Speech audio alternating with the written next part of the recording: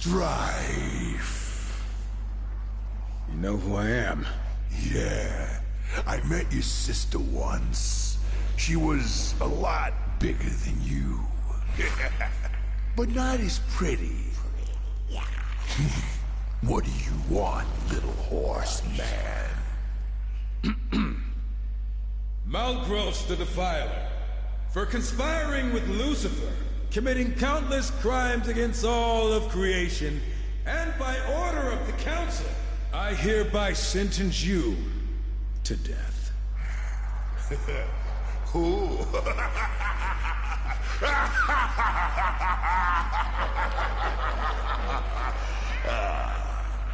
You come into my place alone, threaten me, and think you're just walking out of here. It does sound funny hearing you say it. I'm gonna count to 3. If you're still standing here, I'm gonna defile your corpse in ways you can't possibly imagine. Feed what's left to my boys. Horse meat's their favorite. 1, 2, 3! Sorry. We're in a hurry.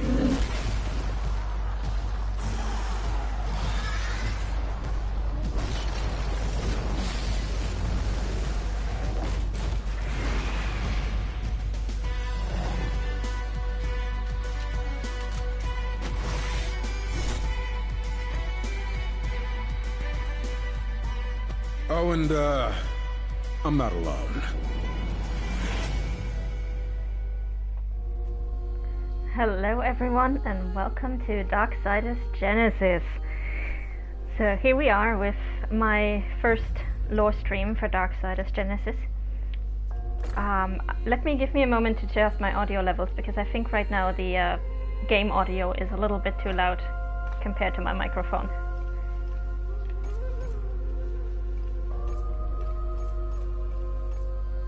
So I'm just gonna turn this down a little bit.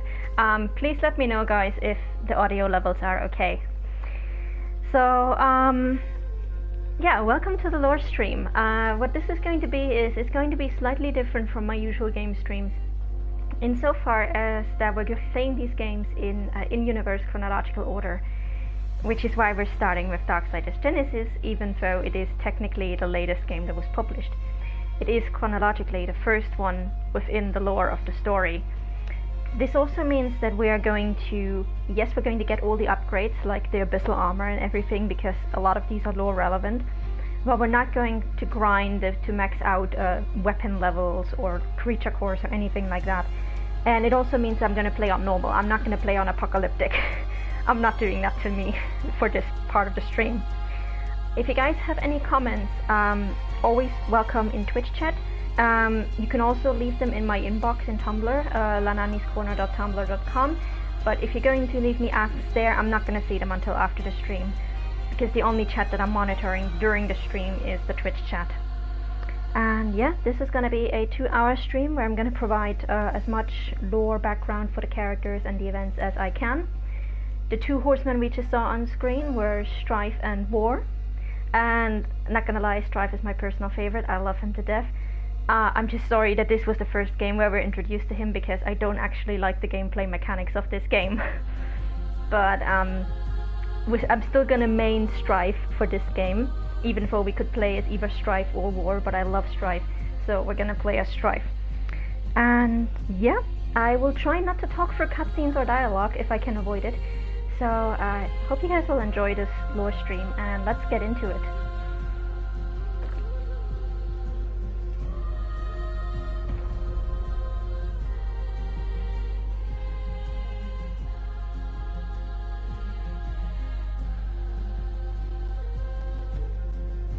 Also, I love the music in this game. Such a good soundtrack.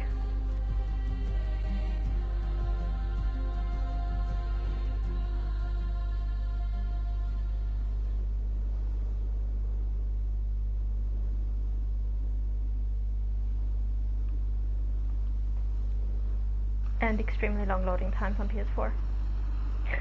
Unfortunately.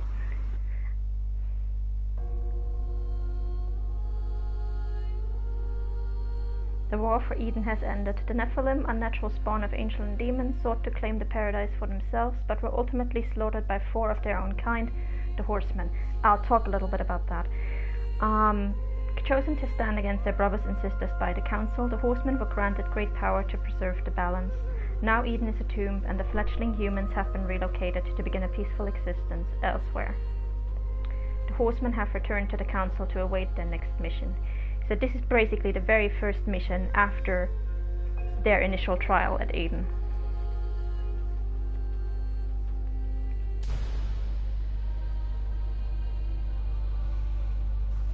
Do not mourn.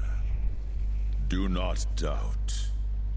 Your actions in Eden were tragic, but necessary. Eden was intended for humanity, not the Nephilim. It was a great victory for the balance. For you, Horseman. Victory?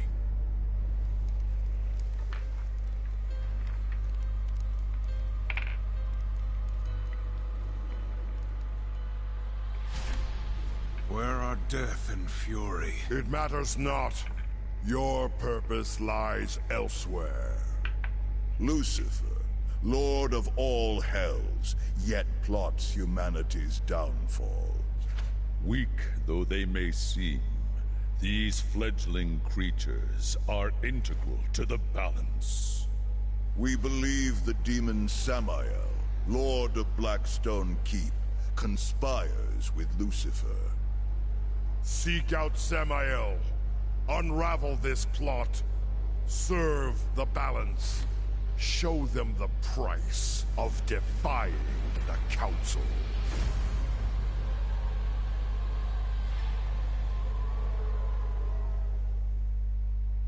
Samael's fortress is under attack.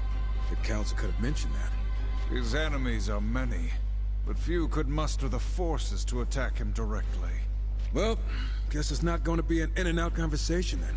Not likely. One thing's for sure. We aren't using the front door. Let's get closer and see what we find.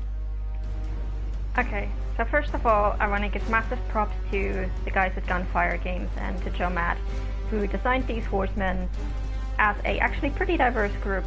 There's a woman among the horsemen, there's a black guy among the horsemen, there's a disabled person among the horsemen, which is War, who has a prosthetic for one of his arms. We'll get into that later. But hey, great diversity. Secondly, this place right here, Blackstone Keep, we're actually going to get to see it in a later game where it looks a lot more decrepit than this. So this is the first game chronologically. It's set directly after the War at Eden, and I want to go into a few things. Looks like the battle's been going on for a while. The front walls still hold. Samael's forces will be drawn there, weakening his defenses elsewhere. Wait. Are you suggesting we sneak in? Good call. But that doesn't sound like you. It's strategic. Right. Oh man, I love Stripe.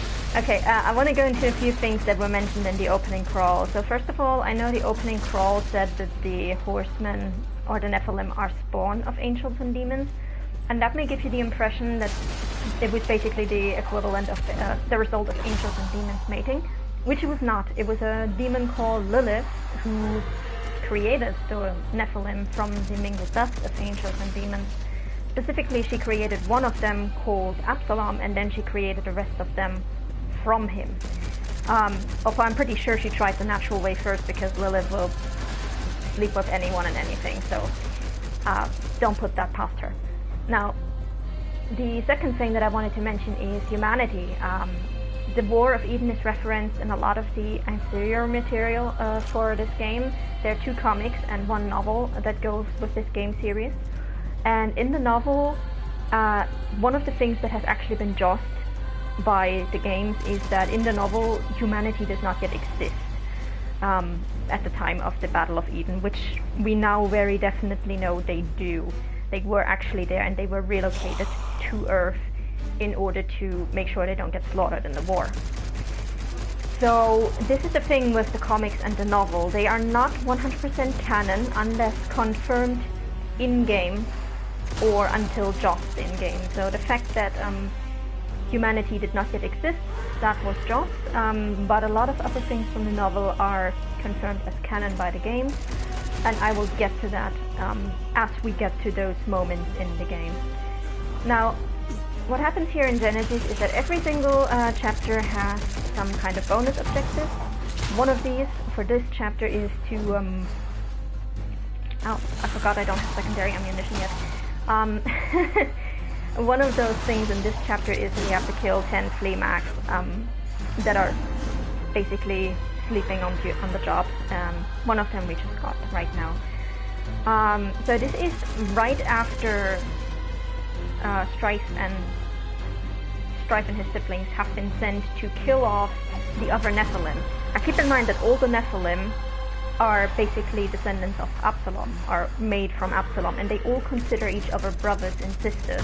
So they have basically just slaughtered their entire family, and the first thing that the council says to them is, "Do not doubt, do not mourn." And I'm like, you bullshitting assholes, like, give these guys some time to grieve, okay? Like, just because they knew that they had to kill their siblings to save the balance doesn't mean that they enjoyed it. Like, at least give them some time to process that, but no. We're going straight into the next mission, which is to deal with Lucifer's plot. Spoilers, we are not actually going to see Lucifer. We're going to see pretty much everybody else, but not Lucifer. And yeah, so our first job is to seek the demon Samael. If you have played any of the games, you will know that Samael is a two-tongued bastard who always comes out on top of his schemes, and so yeah, that's totally not going to backfire on us in any way, shape or form. Absolutely not. Nope. Alright, now these are Boatman coins. I am going to try to pick up all of them. There are a few in the game that are so ridiculously hard to get just because of the graphics of this game, because of the 3D view, this isometric view, which makes it ridiculously hard to properly jump into some of these. And those I'm not going to get. Like, I'm not going to spend 10 minutes to get some of those really tricky Boatman coins. But if we can pick them up relatively easily, I am going to pick them up, because we're going to have to buy a bunch of upgrades if we want to get through this with relative ease. Alright. Now let me have a quick look at the chat. Oh, Whimsy! A sketch for me? Wow. Thank you so much. So yeah. For now we are very underpowered. We don't have any health upgrades or anything. This thing where we fire super fast, this is called Hot Streak, builds up over time, and we will get more ammunition for Strife, which does really cool things. And like I said, I will mainly be using Strife and his horse, Mayhem. We don't know if Mayhem is male or female. We do know that Ruin, War's horse, is male, and that Death's horse and Furies are also male. So, considering that we have 3 male horsemen and 1 female horseman, and 3 male horses, I just headcanon Mayhem as female, but we don't know. So yeah, Mayhem, all in purple, Glory, and then if we wanted to switch to War, we would just have to press a button. And then we have War and his horse, Ruin. It's supposed to be the red horse, but it does look more red in this game than it does in War's actual entry in the series, which I'm still kind of salty about the horses. Oh! Oops, I did not actually mean to grab this guy. Okay. As you can see, we can do executions on the enemies if they are close enough to death. We can execute them at the push of a button. And we are going to do that sometimes, but since Strife is like a long distance fighter, and we have to get in really close in order to do the executions, we're not going to do it all the time, because that would just be really inconvenient for us.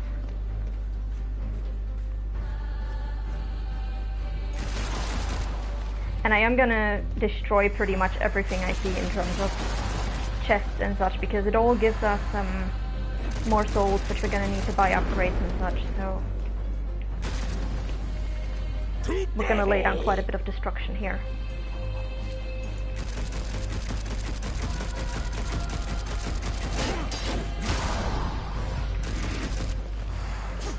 So here's our first upgrade. Every time you see one of those purple horn chests, it's an upgrade. And this is essentially one of the upgrades for War. And he is going to have an elemental upgrade to his weapon, which basically means that if you have Strife, Alright, some action already. you can change his ammunition. A simple warm-up. Once we actually have ammunition, and if you have War, you can change his weapon enhancement in the same way. But since we don't have much in the way of enhancements just yet, there's not that much to change. Now, as you just saw with his execution, Strife also has 2 sabers. We don't know the names of the sabers. We do know that Which side are his these guns... demons on, anyhow? How should we know? They all look the same. Sorry, I was insensitive. Okay, Strife here making racist jokes and then immediately apologizing for it. We do know that Strife's guns are called Redemption and Mercy. We don't know what the swords are called, but they are pretty badass. You just shouldn't use them in close combat because Strife is really not made for close combat, so really you're better off just staying at a distance and using Hot Streak as much as possible.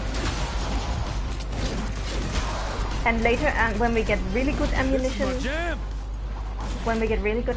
we get a kind of ammo that can basically kill multiple enemies at the same time. So we're gonna buy that as soon as possible. Now all the stuff that drops is basically, the purple stuff is ammo, the yellow stuff is Wrath ammunition, which we use for our Wrath abilities, that I haven't actually used yet, I'm sorry about that. And then the green stuff is health.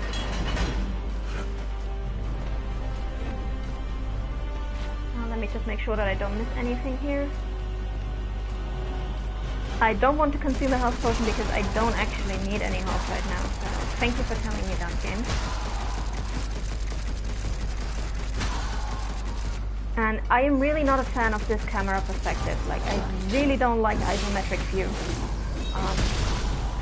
Which is why this game gave me such a hard time when I first played it. I've been so looking forward to it because Strife is my favorite of the 4 horsemen. And this is the first time we get to play as Strife. And everything about this game looked amazing, except for the isometric view, and it pretty much almost ruined the game for me, so yeah. Alright, the reason I'm getting off of my horse as soon as we're fighting is you cannot go into Hot Streak while you're on the horse. So War is actually more devastating on the horse because he does more damage while he's on horseback. Strife actually does less damage while on horseback, so you're actually better off walking.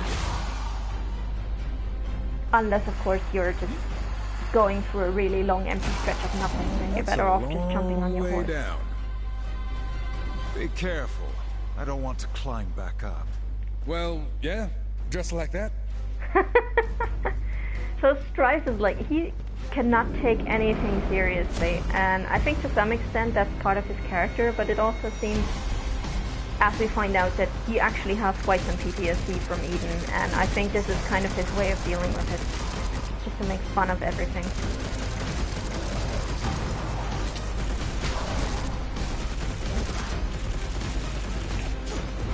Bad dog! Bad! Bad dog. Yeah, I hate these dogs actually. They are such a pain in the ass to fight. Oh my god.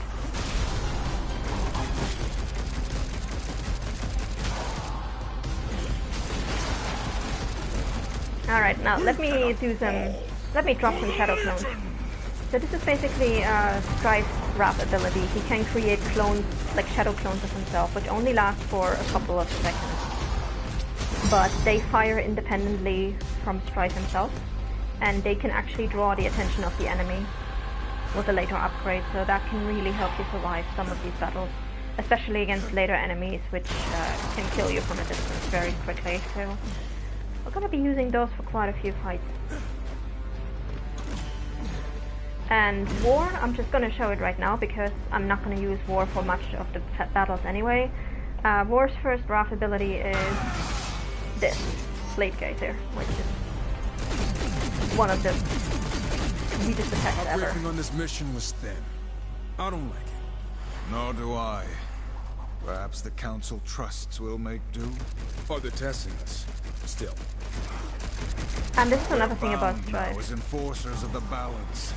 Test or not, we follow orders. Hey, I know what I signed up for. I'm just saying. For now, our concern is with Samael, if he's still alive. I guarantee whoever's attacking Sammy is underestimating him. We won't. But this is one of the other things about Strife, is that he does not seem to have much respect for anything and anyone, but he does actually have great awareness of just what's at play and who's at play and what's happening around him. Even if he does seem distracted and joking and not taking things seriously all the time, he does actually take his job pretty seriously.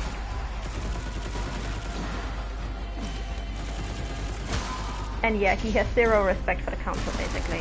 Because he's like, these bastards send us to kill our own family, and I don't trust them. Which, you know, makes sense. And basically what happened with the war at Eden, for those who haven't played the franchise before, is that the Nephilim, since they were created by a power-hungry demon, their entire shtick was just rampaging through the universe and subjugating and conquering and destroying planet after planet after planet after planet. And at some point, Absalom, their leader, learned of Eden, which is a realm of significant power which was given to humanity, and he was like, well, humans are frail little idiots, they don't deserve this place, we do, and decided to go against Eden, except the humans were foretold by the creator, aka God himself, to be really, really important to the balance, and so attacking Eden and wiping out the humans basically would have done irreparable damage to the balance. And at some point before that, probably not too long before the Battle of Eden, the four, Fury, War, Death, and Strife, decided to leave the other Nephilim and instead went to the Council. And as the narration said in the beginning, the Council chose these four for the position of horsemen. We don't know exactly why, and we don't know who the other applicants were, but considering that in the board game that comes with the super extensive edition of this game, there were a bunch of angels who had also applied for the job, so it's highly likely that angels, what with being a race that in this universe, in this Darksiders universe, loves to uphold law and order,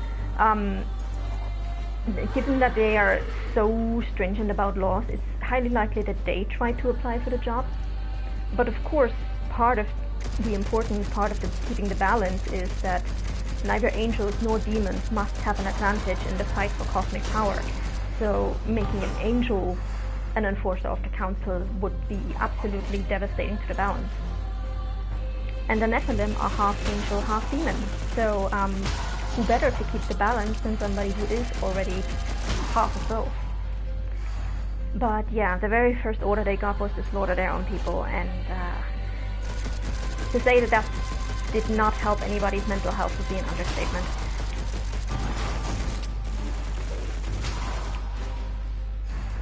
Also, if you guys ever plan on reading the comics, the very first comic was written at a time when the details of this universe had not yet been ironed out completely. So, in the very first...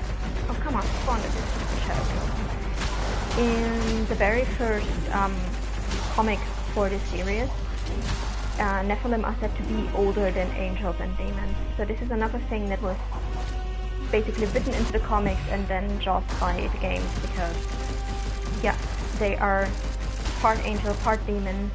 They are not older than both of these races. They're actually relatively young in cosmic terms. Like, there are not all that many races that are as new in the Darksiders universe as the Nephilim.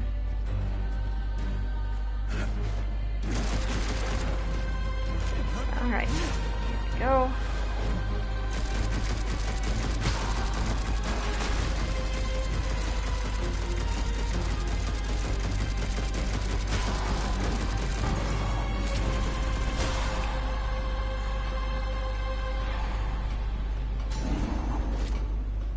Actually, it doesn't look all that hellish if you ask me. Like, Samael picked a really nice spot in hell, to be honest.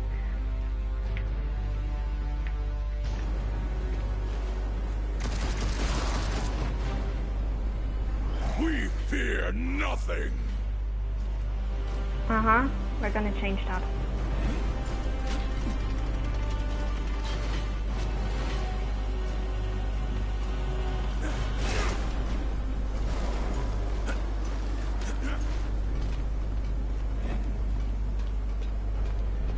Alright, so the game tells me to switch characters. I'm not gonna do that. Again, we're gonna main Strife because War has his own game, which we will get to after this. So,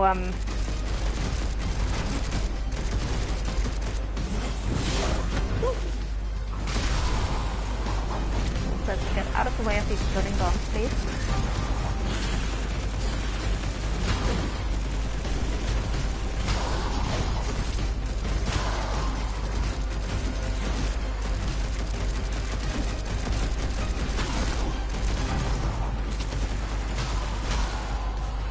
Oh wow, that one flew off into the distance, wow. Yeah, I'm gonna need a shadow stone here, thank you.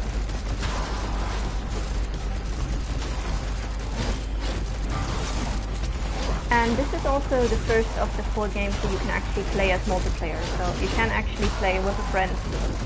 One of you is War, one of you is Strife. If you do, some of the enemies get a bit tougher and some of the puzzles change a bit to accommodate for the fact that you can have 2 players on the field at the same time. But we're gonna play this exclusively in single player. Come on.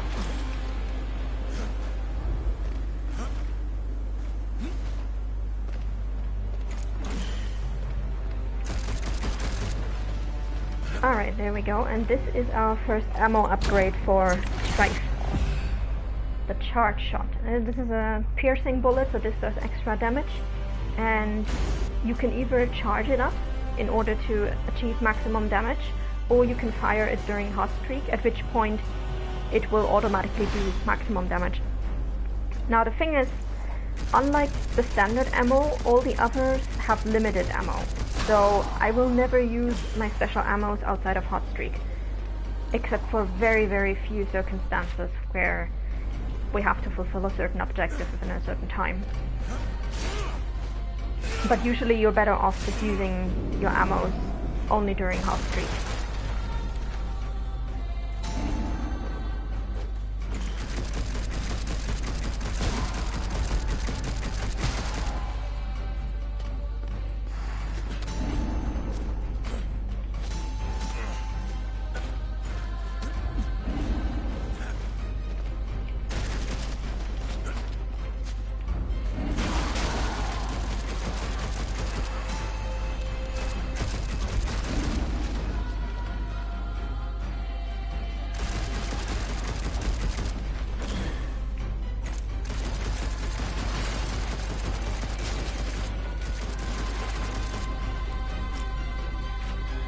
Let's see where we are in terms of side missions. Looks good. Okay.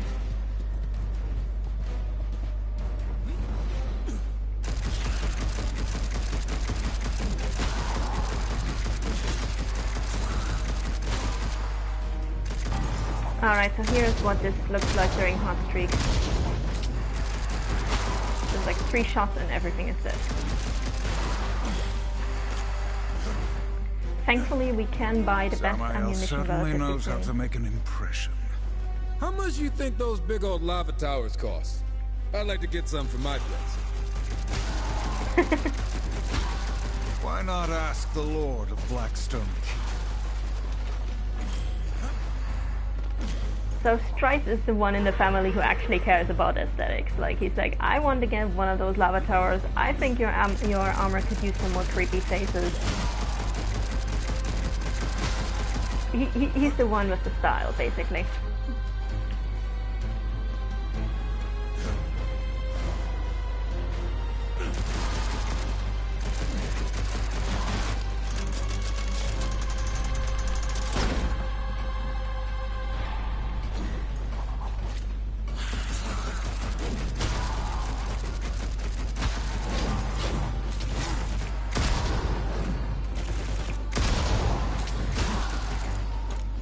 Boom, there we go. I think there's a... yeah. There's our hidden flea mag sleeping on the job.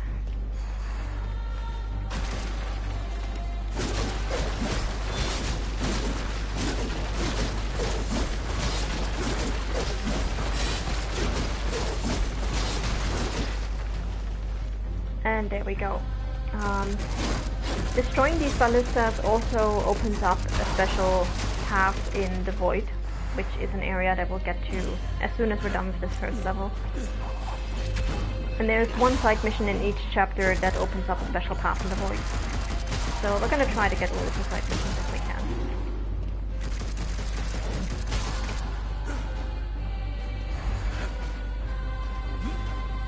Alright.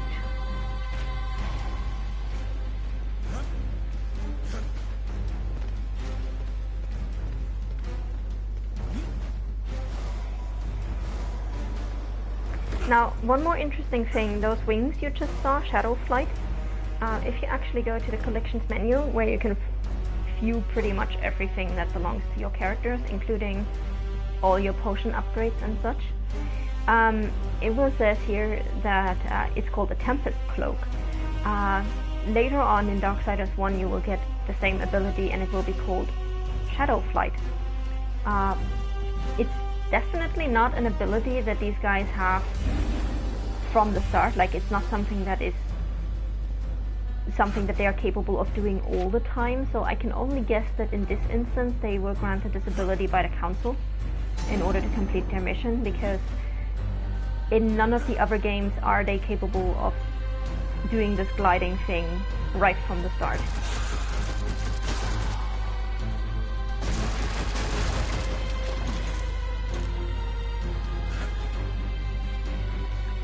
Okay, now this area is a little bit confusing sometimes, so I hope I will be able to get everything that's here relatively fast. Oh, shit, do we have anything else to kill? Please? Yes, there. Don't want to waste my hot streak.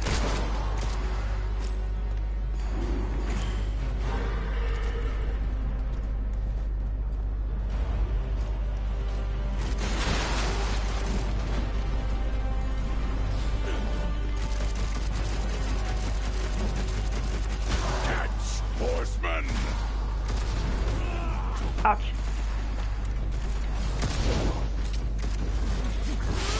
Get out.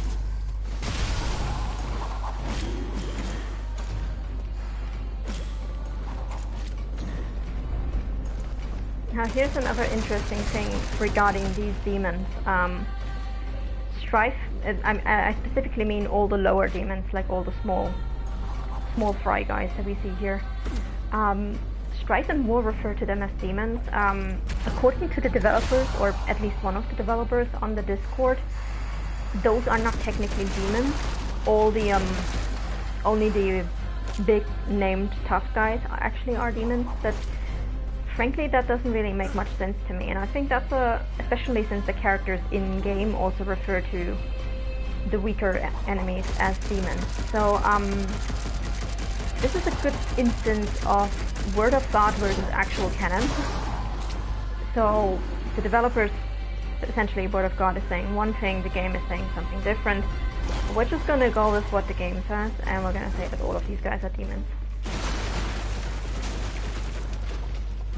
Ah, damn, and now I'm running out of hot streak, of course. Just in time for this guy. Oh, fuck you. Come here.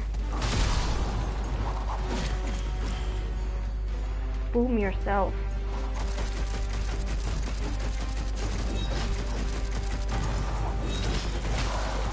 I am so not used to playing the first level of this. There are some abilities that we will get later on that I'm really missing right now. Like I'm playing this and I'm like, why is this not triggering? Oh yes, because it's an upgrade. Oh.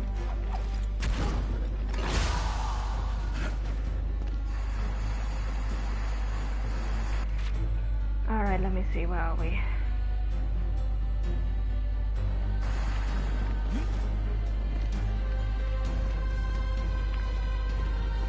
Oh right, we're in this area with the really awful to get boatman coin. Yeah, that one over there. That one's a pain on the left side. But we'll get to it, hopefully. Like I said, I'm not going to spend minutes trying this. Now also, as you're going through the level, you'll sometimes see these optional conversation points here. And I do encourage you to use all of them because they give you more insight on the characters. Do you think it could be Moloch? He doesn't have the muscle, but this smells like him. Question is, why? Hell is a pit of vipers. Do demon lords need a reason to wage war with one another? Guess not, but someone got bold. They will provide entertainment on our way to Samael. You better have something interesting to tell us, or the council is going to be pissed. If we don't keep moving, we'll be questioning a corpse. This assault is fierce. Hurrying for his sake? How annoying. So yeah, we never really learn exactly how much experience these guys have with hell. It's not all that much from what we later learn in one of the later games. But they do at least know enough to know some of the demon lords and to know which ones are strong enough to launch an assault like this or not. So the Nephilim must have had at least a little bit of experience with the demons and with hell. Now the reason why I'm switching to war is, if you ever find yourself in a situation like this where you have a jump that seems just a little bit too high, there's a neat little trick you can do.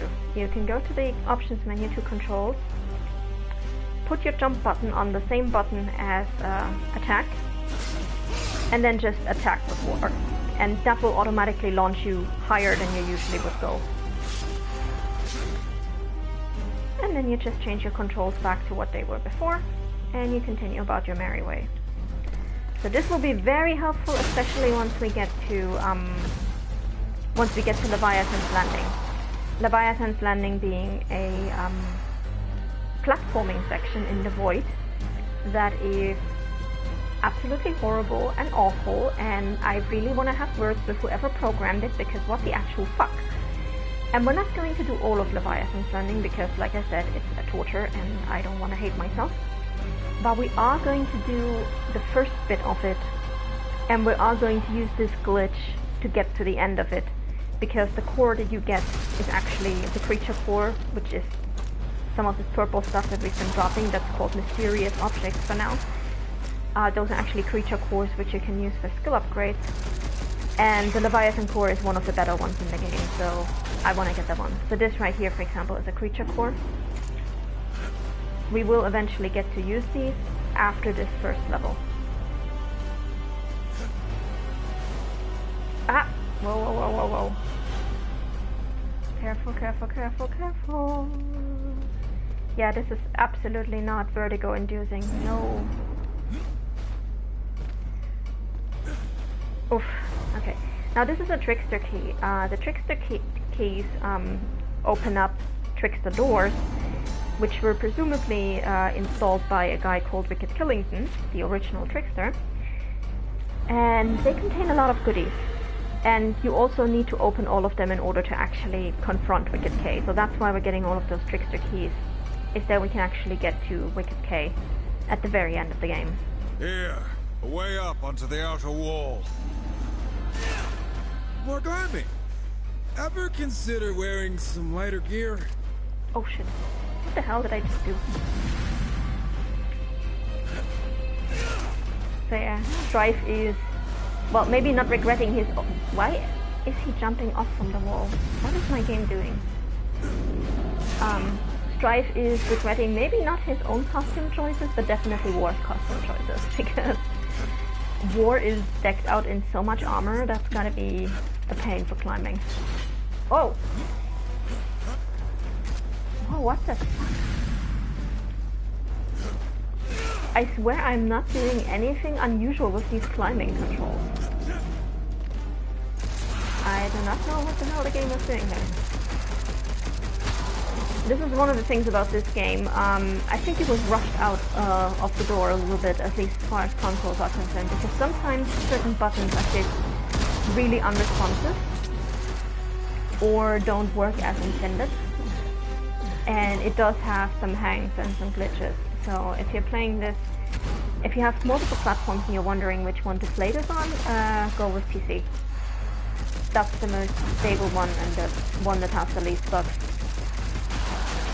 I'm playing this on PS4, so I'm fully expecting some things to go wrong.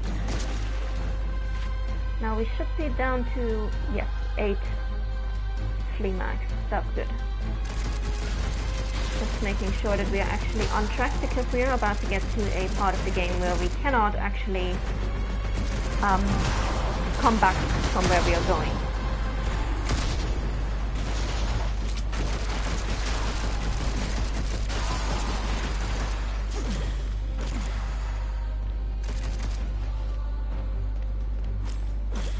Now these are horse wars. Basically, when you enter one of these circles, you cannot ride your horse anymore. And I think it was in a developer comment in the Discord that it was stated that phantom horses, such as the ones that War and Strife are riding, can only be ridden under the open sky. So you cannot ride them inside buildings or caves or such. Which explains why you cannot take them straight through Samael's castle or some angelic fortress or something. Almost had me.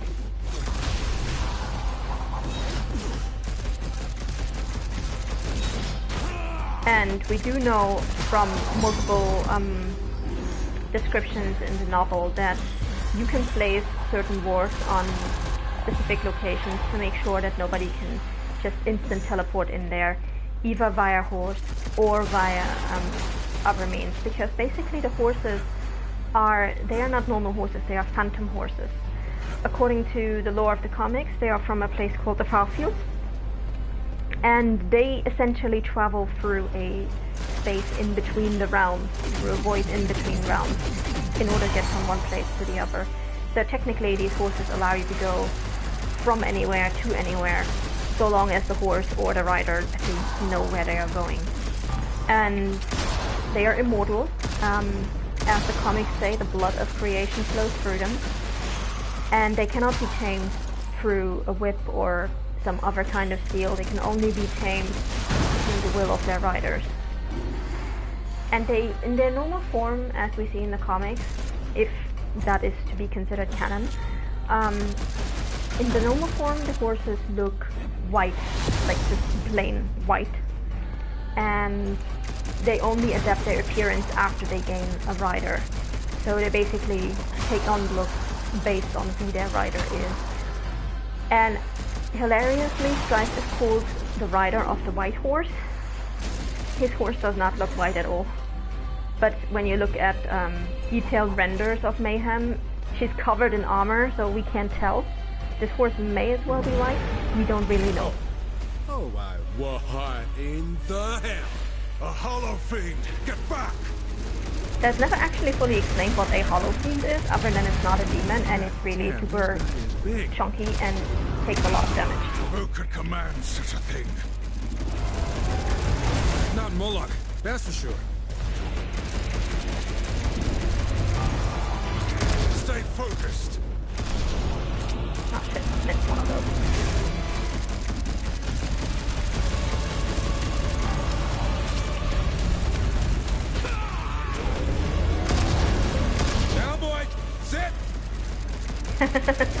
He's talking to it like it's a dog.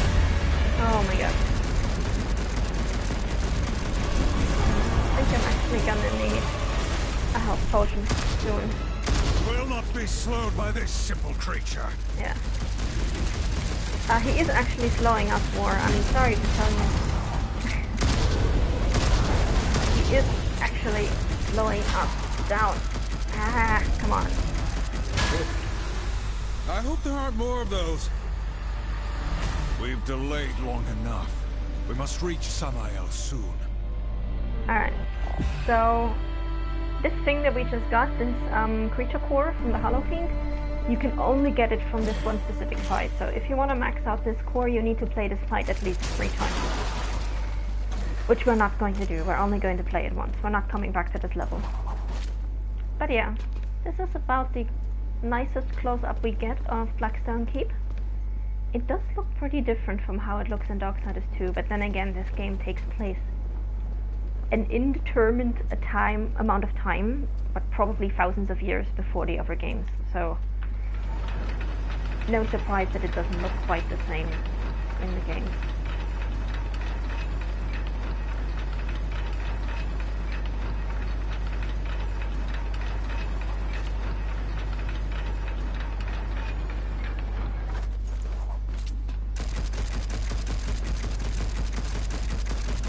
Destroy it all!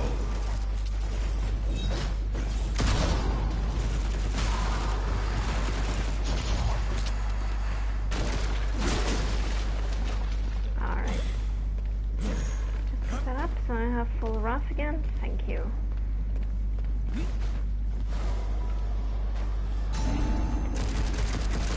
And we're gonna have to be careful because somewhere down here is our last flea mag. There he is. Boom.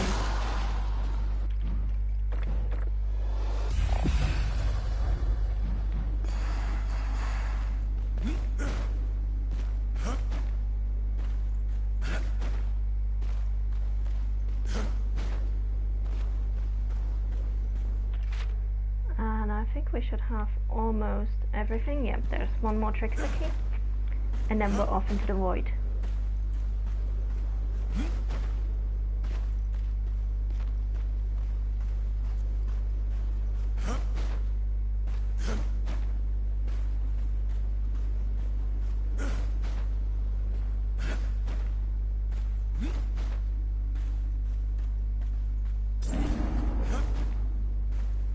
Alright, off we go. Let's talk to Samael.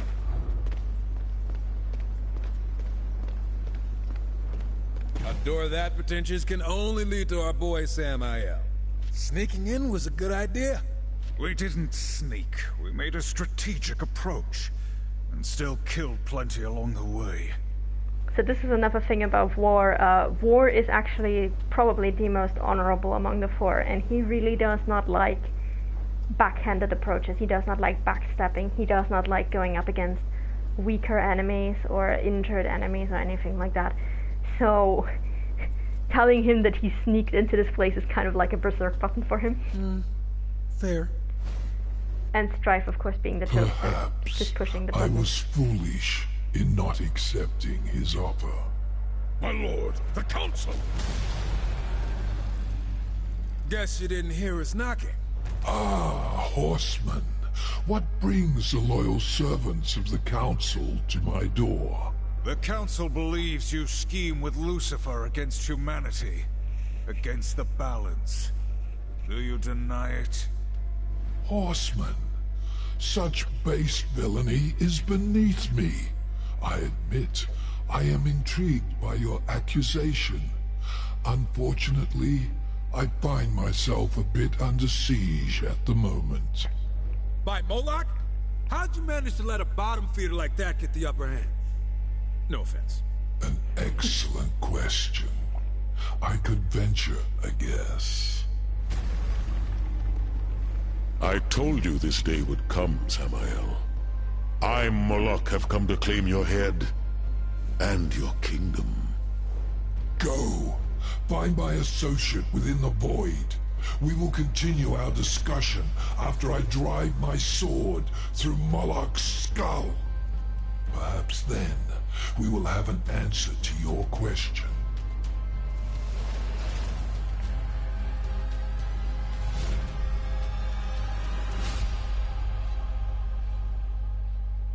So here's the thing, what we just learned from this dialogue.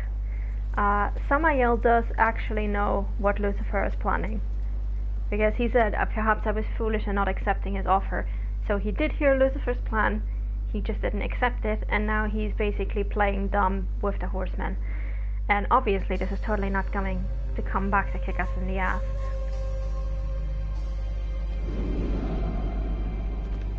And this is the Void. Now, we're going to learn more about the Void in Darksiders 3. Samael sent us here for a reason. We must discover why. But for now, all I'm going to say is the Void belongs to a race of creatures who can actually, who are basically living stone and who can manipulate stone to their will.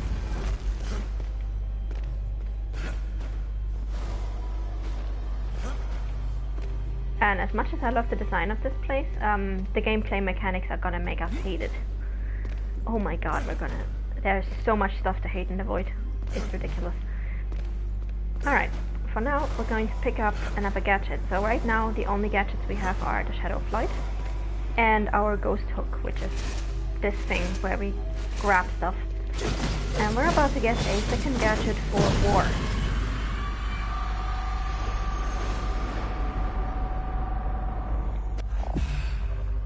So this is the Warper Blade. It functions similar to the crossplate that War receives in his own game, in Darksiders 1. And according to the art book for Darksiders 1, there are only 5 holy blades like this in existence. So we got the Warper Blade, we got the one from Darksiders 1, and we have the one that Fury gets in Darksiders 3. So 3 of those 5 angelic holy blades somehow ended up in possession of the Horsemen. I'm just gonna skip for these tutorials. So the Warper Blade can only be used by War. And this is the part where it gets annoying if you play as a single player. You knew we'd need it. Yeah? And just what is it? Allow me to demonstrate.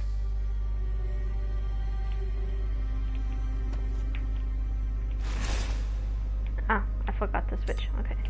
If you're done showing off, Samael's associate awaits. You almost sound jealous. Please. You are jealous, Strife. Just admit it. And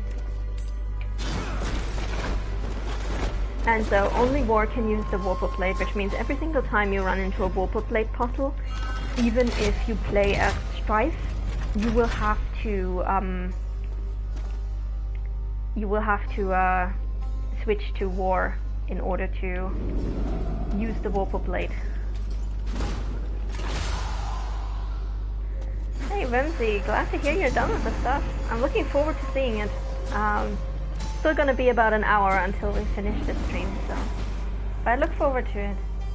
So thank you in advance. Alright, so these are basically health upgrades we're getting for Strife. And some souls.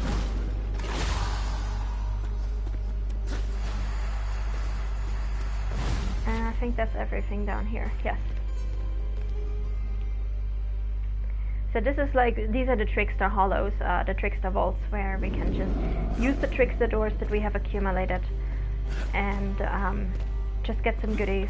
And later, if you open all of these vaults, you can fight the guy who actually made them, Wicked K. He's probably the nuttiest character in the entire franchise. And somehow Strife refuses to climb up here. Okay. Aww. Thank you for that compliment, Whimsy.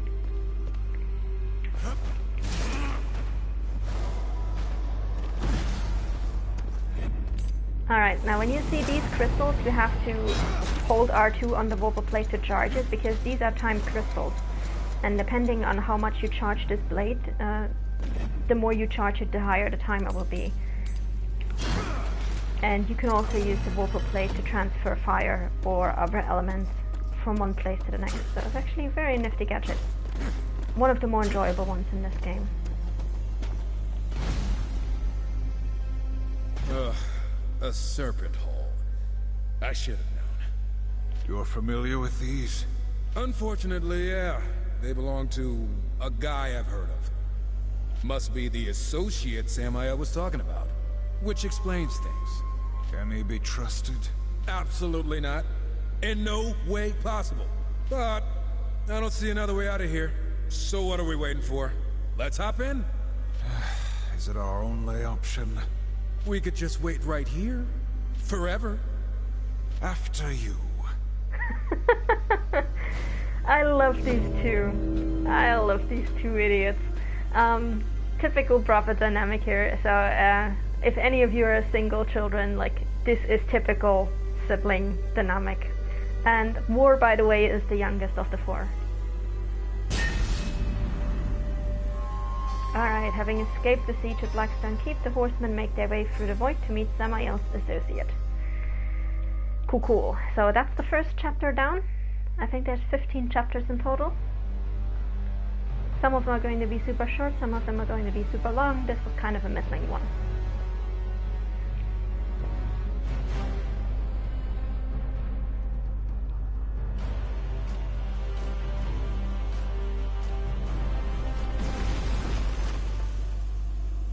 Alright, now this is the void. There are a bunch of things to do in the void. I'm gonna explain them. Now where are we?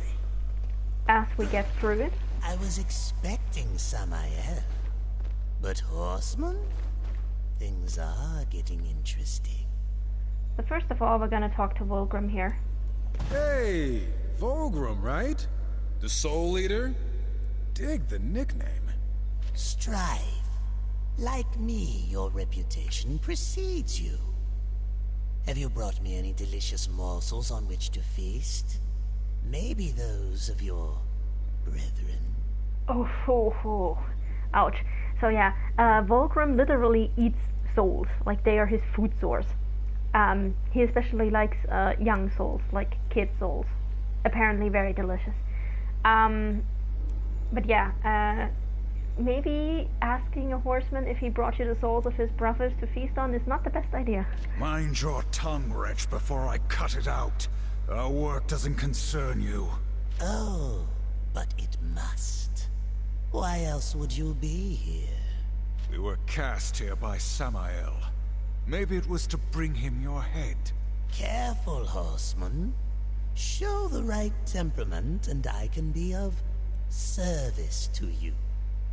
But you must first be of service to me. The Council does not negotiate with demons.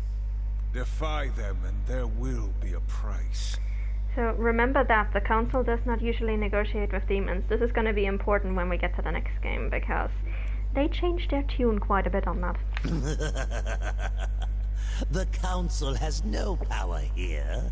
This realm is mine, and therefore subject to my rules. Killing me would prove tragic, as you would be trapped in the void for eternity. Now do I have your attention? And this is actually a lie. He is actually not the owner of the Void or the Serpent Halls. He has been allowed to use them by the race that actually lives there, but he is going to overstay his welcome in Darksiders 3. So we'll get there eventually. Patience isn't my brother's thing. Or mine, now that I think about it. So get to the point. The Lords of Hell are forever in conflict. They seek power, control. Lucifer and Samael most of all. You are here because Lucifer attempts something unexpected. He now extends a hand to his enemies, offering something very desirable in exchange for their cooperation. And Moloch is one of them. Nothing in this world is without cost. If you wish to know more, we must enter into an agreement. So yeah, Volgrim will always give you just enough information to give you hooked, but not enough that you will save yourself from stumbling over 1,000 traps on the way there, so fun times. A precious artifact has been stolen from me. I sought Samael's assistance in the matter, but perhaps you could recover it. That's all the info you're giving us. Go get an artifact. What the hell makes it so important? It's complicated. At this point, I'd rather kill you than help you. Council be damned. That would profit neither of us. It'll be worth your while. I give you my word. Oh, your word. Why didn't you say so? We'll do it. You can't be serious. Look at where we are. If you have a better idea, I'm all ears. I will provide a serpent hole for travel. And do be careful. The keeper of my artifact will be less than pleased to see you. No one is ever pleased to see us. That's kind of the idea. By the way, I think this will be of interest to you. I'll acquire them from time to time. They're yours. For the right price, of course. So yeah, Strife is right about that. No one is ever happy to see them, and no one has ever been happy to see them, because the Nephilim were basically known to be a blood-mad, rampaging colonist race of murderers, and the Horsemen are known to be enforcers of the Council who don't care who or what you are. If you threaten the balance, they will just straight up kill you, and sometimes kill entire civilizations. So yeah, no one is ever happy to see them. So now we can finally use creature cores, and I'm gonna skip through all these tutorials. Basically, you can use these cores that you gain from enemies in order to gain boosts for your health, your wrath, whatever, etc., and to achieve certain effects. And you've got minor creature cores and major creature cores.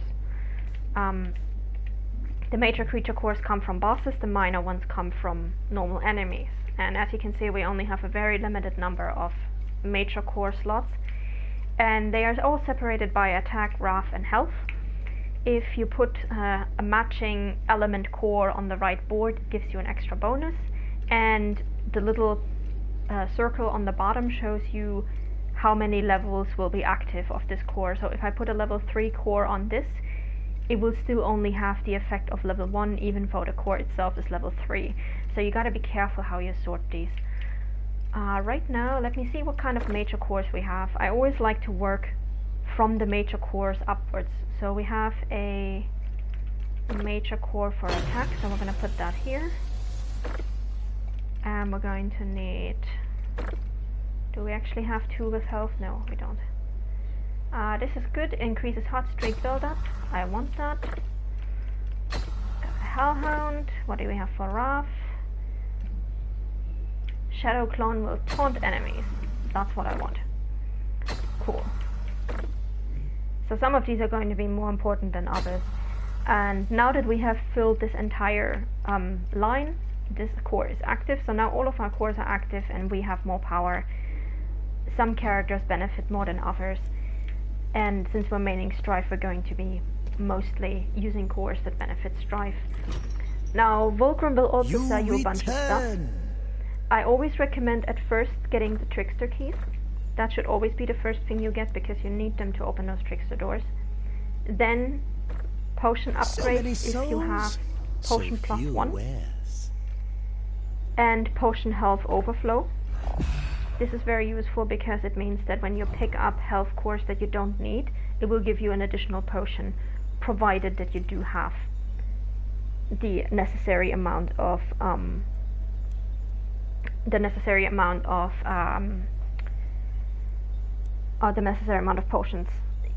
potion uses.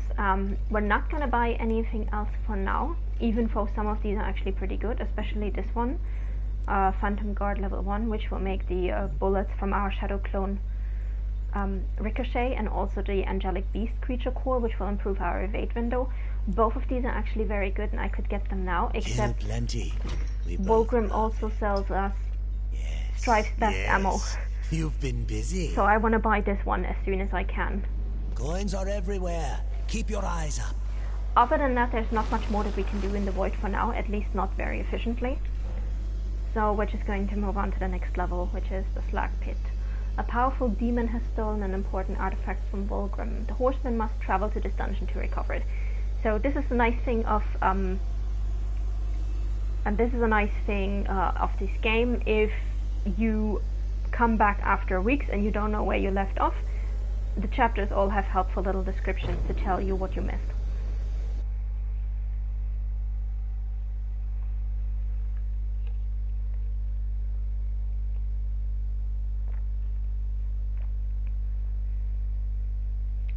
Alright, so on we go to the next chapter, and after this chapter a bunch of new things will open up in the Void for us, so we're gonna do a bit of stuff in the Void.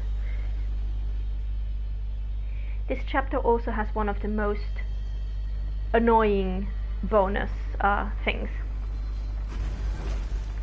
Screams of suffering, cages. Yep, we're definitely in a dungeon. Let us find Volgrim's troubling demon and pry the artifact from its dead hands. Okay, now you're getting me excited. Alright, you mean these? War has those as well. So, Strife is not quite as acrobatic as Death, but he can also climb a whole bunch of stuff. So can War, for that matter. Like, they both share most of their abilities. And yes, War also has those wings.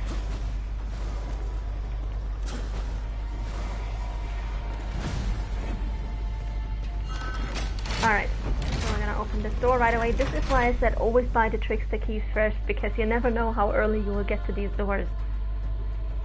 If we hadn't bought the one from Volgrim, we would not have been able to open that door. So now we get Beam Shot, which is probably my second favorite ammo for Strife, which is gonna put that on our secondary ammo again. So that for the normal shot, again, we want something that doesn't run out of ammo, so we're gonna continue using the normal shot. But now we can use Beam Shot in Hot Streak, which is awesome. I'll show you guys what that looks like in just a few seconds. Can I please get a enemy? Yes. So this just melts everything.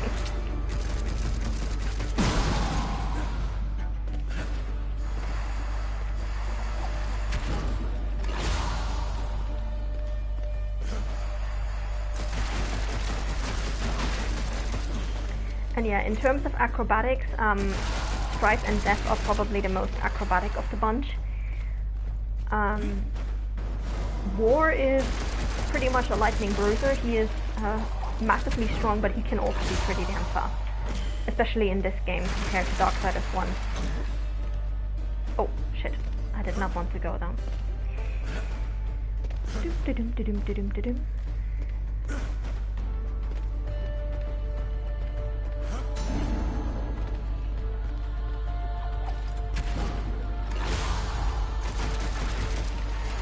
And can I just say, the voice actor who voices Strife, he is just as hilarious as his character. I remember he did like a promo for Strife where he it was like, hey, my name is Chris and I'm playing this character, and he did like a bunch of silly poses with some toy guns, and he kept on dropping the guns over and over. And he kept on spouting like lines about his character, and he was like, I'm Strife, ride off the white horse. Man, that sounds like cocaine. He is an absolute hoot. So, really happy they got him for this role. I think Strife has had 3 different voices by now over the entire series. But I love Chris, and I hope they keep Chris's voice. Hopefully the next Darksiders game we'll get will be Strife's solo, and hopefully that will be with Chris's voice again, because he did such a phenomenal job in this game. I just love it. Now, we can't actually use these just yet. Come on, stupid camera. These purple spiral things, that requires a gadget that we will get in later levels, so we're gonna have to come back for that.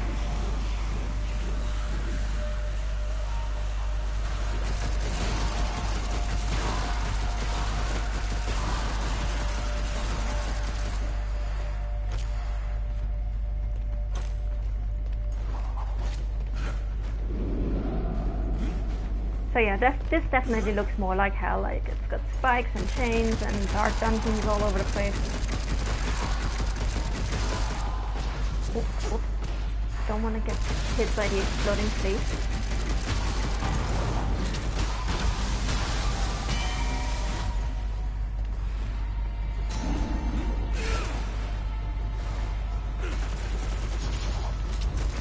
That's a lot of souls. Looks like someone was saving up. What does it matter? Our goal is the artifact, not acquiring souls. Volgrim's got a thing for souls, and he has all kind of magical crap back in his... whatever that is.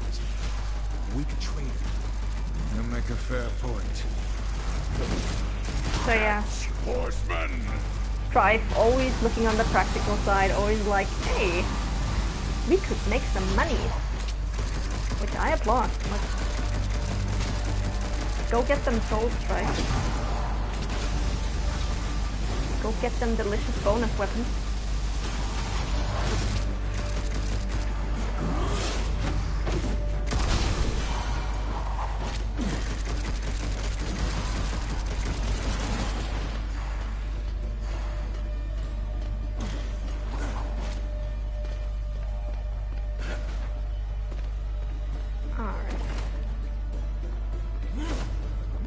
think you can hit that crystal from here? Is that a serious question?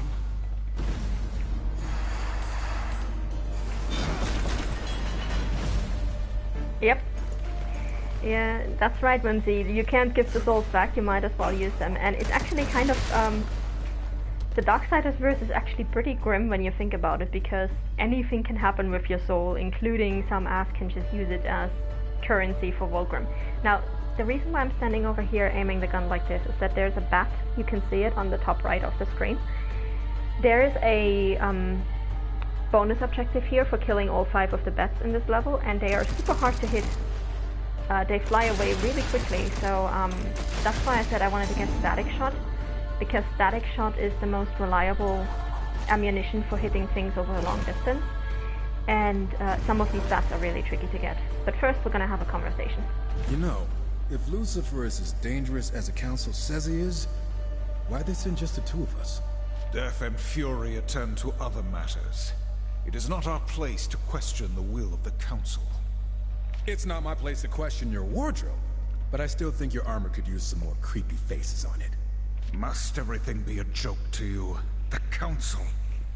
You really need to lighten up. The Council this, and the Council that. You want to hear an actual joke? No. Knock, knock. You're supposed to say, who's there? Why would I give away my location? I would simply smash through the door and face my assailant. You're hopeless. Okay, as funny as the conversation is, though, how the hell does Strife know about knock-knock jokes? Like, I think the earliest documented evidence we have of those is from the 17th century, so, hello? This game takes place way before that.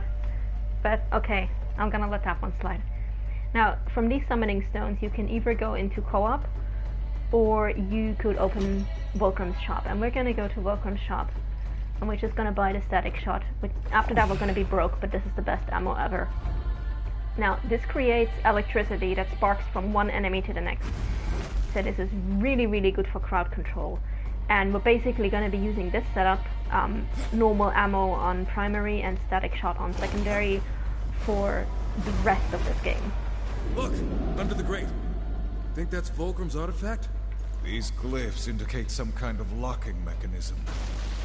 It seems our mission is more difficult than we thought. When is it ever easy? Yeah. The thing is, he talks like they have been on like 500,000 missions for the Council, when really this is just the second one, so I don't know whether the writers were always fully clear on the timeline of this game. But then again, the timeline for Darksiders can be really confusing, so who knows. Now, there is a bat over there that's really, really hard to hit, so that's why we bought static shot, and that's why we're going to be very careful. There it is. If you go any higher than this, the bat is just going to disappear. So hit it as soon as you can, even if you have to spend a little bit of your static shot ammo. And now we can actually use it for good. Light them up. There you go. Why attack one enemy when you can attack 5 of them?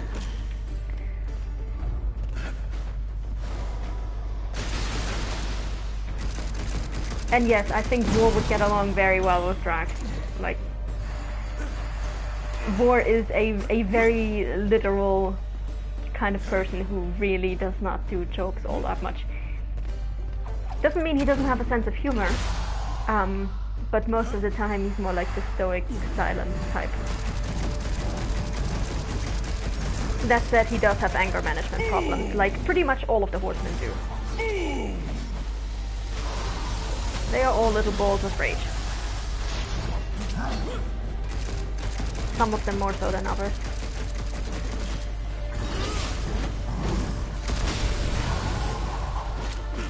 Catch, horseman!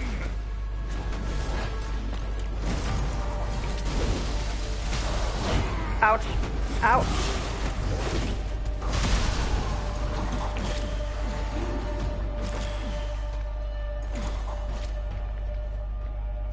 They all hate bugs. We are actually going to get to one of my favorite lines ever from Strife.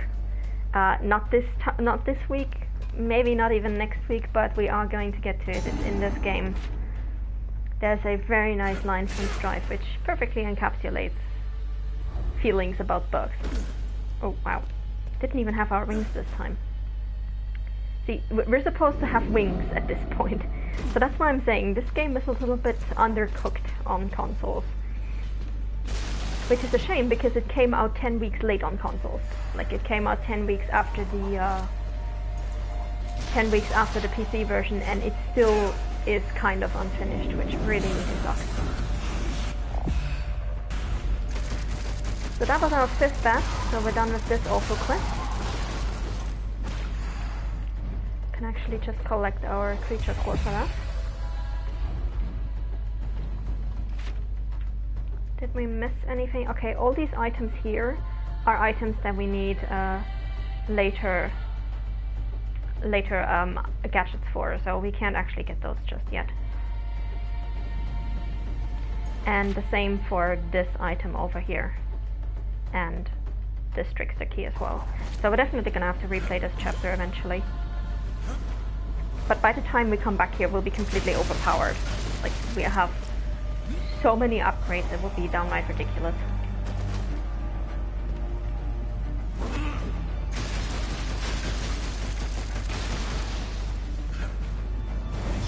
Okay, my personal recommendation is to immediately escape from this small platform because that's just asking for trouble.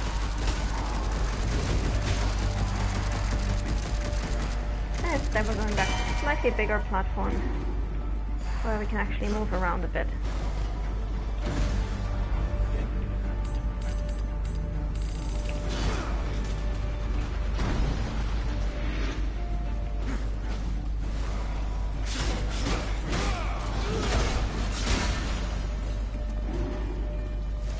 Looks like that's all of the soul caches. Volgrim's sure gonna be happy. Aren't you glad you listened to me? Go on, say it. Brother, you were right. Every now and then there is a moment when you are not completely without sense. That's supposed to be a compliment? Oh, poor Strife. Poor War for that matter. Typical siblings. Yeah, like I said, we're gonna have to come back here later because this plate belongs to the most awful gadget. I want to have words with the guy who did Leviathan's Landing, and I want to have words with the guy who programmed that gadget because Jesus Christ, what the fuck, people. It's gonna be such a pain. But we are gonna have to come back for that eventually.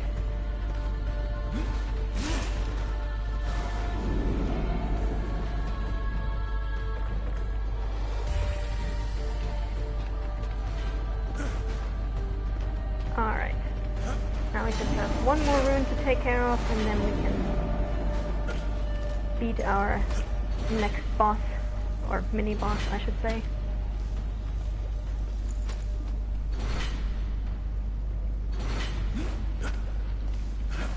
Now this is where the isometric view really becomes problematic, because it's kind of a toss-up. Every time you hang on one of those climbing poles, it's kind of a toss-up whether you have to go left or right in order to turn left or right, because the game just does not follow any sort of logic when it comes to those things.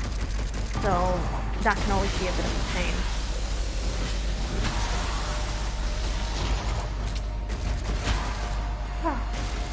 I'm so glad I bought the static shot.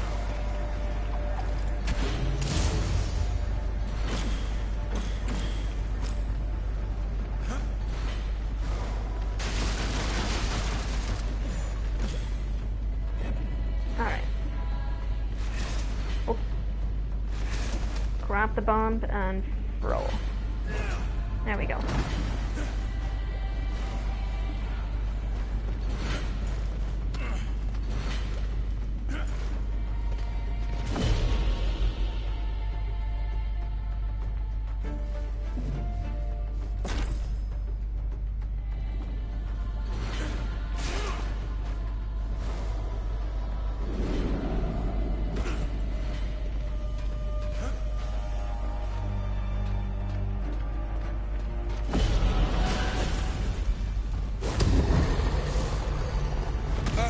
we found our target.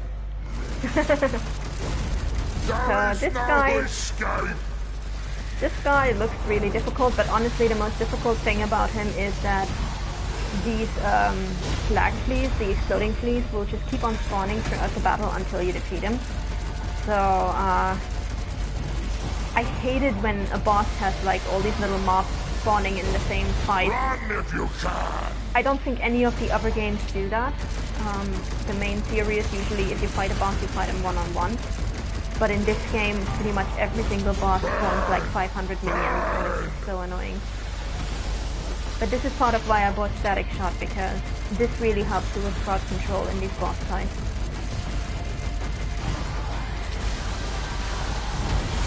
So as you can see, we're not just hitting him, we're also hitting all of his little minions, which is awesome. And you gotta be careful with this guy, because there is a bonus objective for actually performing an execution on him, so make sure you keep that in mind and you don't kill him completely with your shot.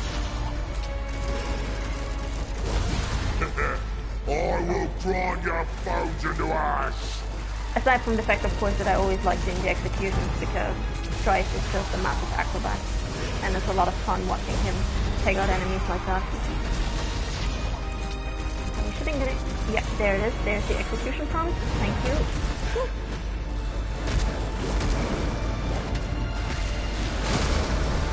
Ouch, in the face. That looks painful. Not so troubling now. Recover the artifact and let's be on our way. Oh?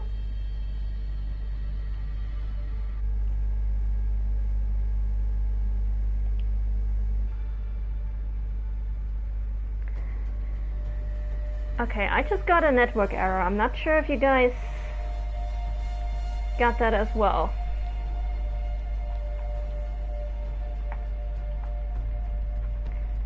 Let me just refresh the stream.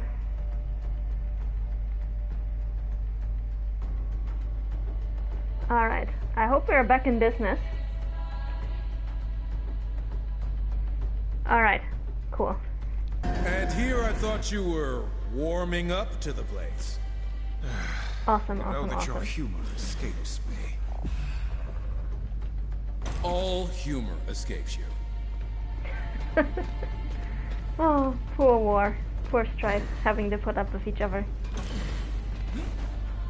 But this is one of the reasons, like this I think saved the game for me, is that in spite of how much I hate the gameplay mechanics, in spite of how much I hate the isometric view, it's just so good to see one of these games where you actually have like character development, which I'm in these games either for the lore or for the character development, and Darksiders Genesis has probably the best character development and dynamics.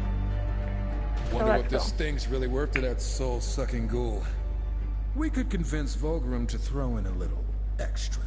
The artifact in exchange for information. We will honor our agreement. Man, he should be leading us by the hand right to Lucifer's doorstep. Let us return to Vulgrim then. For his sake, I hope we find his generosity greatly improved. So yeah, Strife is the one who's always thinking in practical terms. He's like, you know, we could theoretically pull his leg a little, and War is just like, nope, this was our deal, we're keeping to it, even if we get shortchanged, we're stick to our agreements, and they both have a good point. The Horsemen have recovered Vulgrim's mysterious artifact and returned to the Void, hoping to gain more information about Lucifer. Spoilers, we're not actually gonna meet Lucifer. We don't ever meet Lucifer in this game. We get to see a little bit of him, but we don't ever actually get to meet him.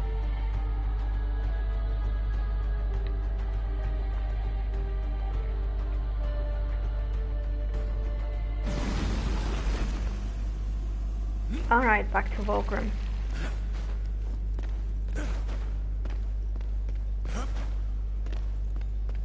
You've done it! Yes, yes, give it here, Horseman. You're pretty excited over a shiny rock, Vulgrim. But to each his own. A shiny rock, is it? Look closer.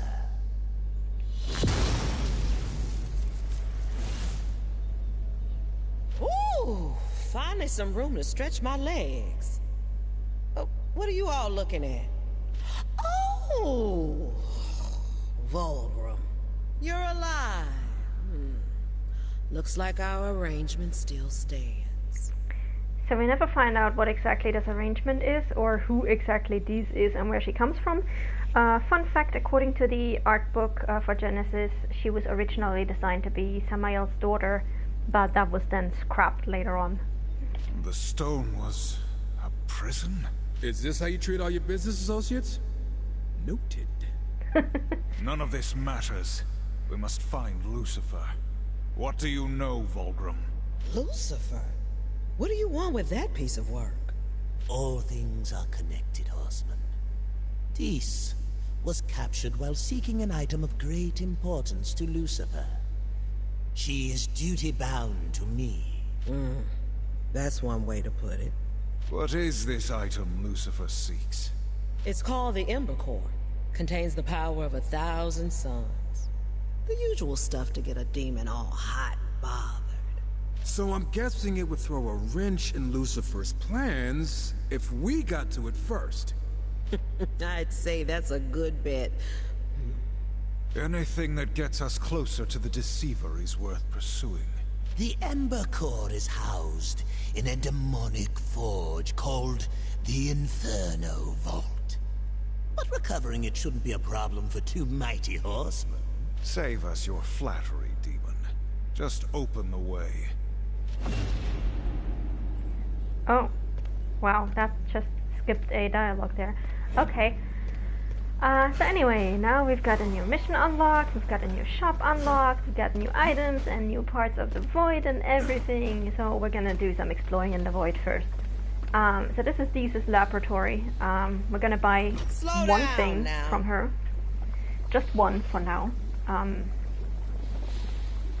that will be, if I can find it, yeah, Shadow Step. Those boatman's coins are pretty rare. Shadow Step will make us dash to the ground. So basically, only the best for you boys. It will instantly put you onto the spot where your shadow is. And that is extremely important for the next section that we are going to do, which is the first part of Leviathan's Landing. Leviathan's Landing is a maze, and a really horrible one at that, and like I said, I want to have words with whoever programmed it. It's got 3 parts. We're only going to do the first one because I don't hate myself. I just want the Leviathan core.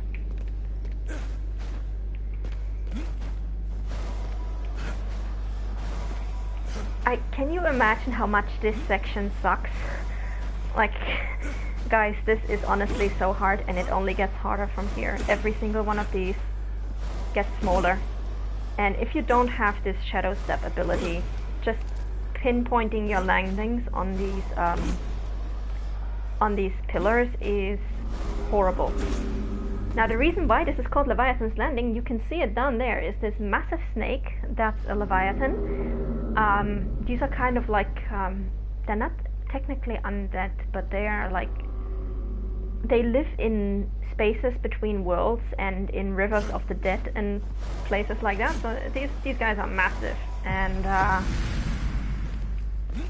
some of them live here in the void, and if you make it to the first section of Leviathan's Landing, you can see one up close. Again, we're not going to do that. We're just going to go for the first section. And hopefully it won't take me, well, too many tries. Because this is the easiest section of the 3. And I still hate it. I still hate it with every fiber of my being. Oh my god. Who programmed this? I want to have words. I want to have words and I want to throw hands. Seriously. Oh, fuck.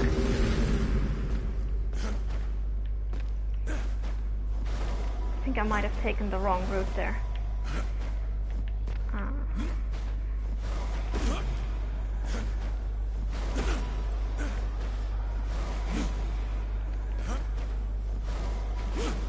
Oh, shit.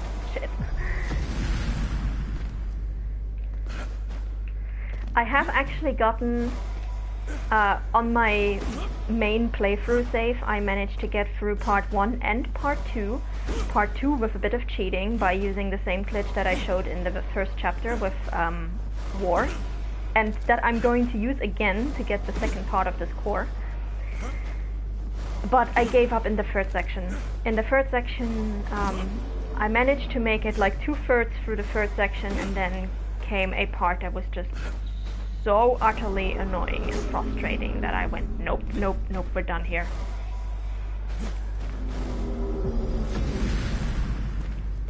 And I think I might actually have to turn down the game speed here a little bit when we get to those really, really short or really small pillars, because that can actually help you. You can turn down the game speed in the options, so this helps you pinpoint your landings a little bit. And I think I'm actually going to do that because this is getting ridiculous. And also, if we spend more than another 5 or 10 minutes on this, I'm going to do something else because this is not worth it. But ideally, I would like to get 2 of the 3 Leviathan cores before we move on. So let me just get back to that spot, and then I'm gonna turn down the game speed a little bit.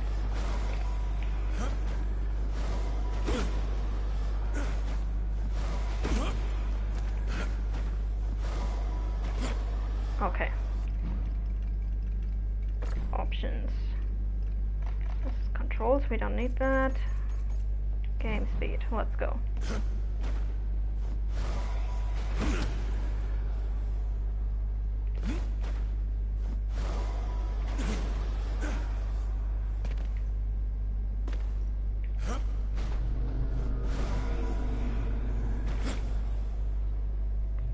Now the good news is you can't actually dash off of one of these columns. So once you are on the column, you are on the column. You cannot actually dash off of it. You can walk off of it, but you cannot dash off of the column. And we are almost done with this section. We are actually getting very close.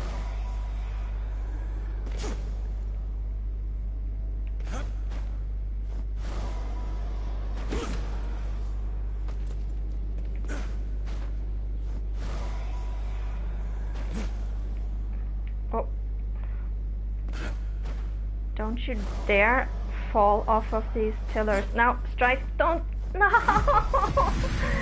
Damn it, we were so close. Okay, one more time.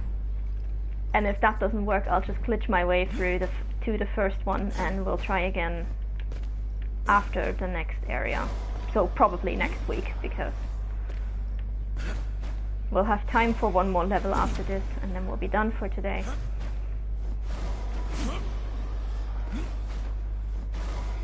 Oh, yeah, no, fuck it. We're done with this one for today. We're gonna try this again next week. Fuck it, I'm just gonna get the other one. So, we're now actually going to the very end of the Leviathan's landing section. And we're basically going to glitch our way through to the third core.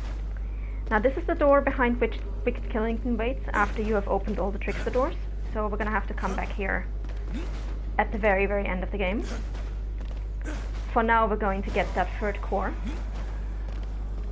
which is up there. That's the end of Leviathan's landing.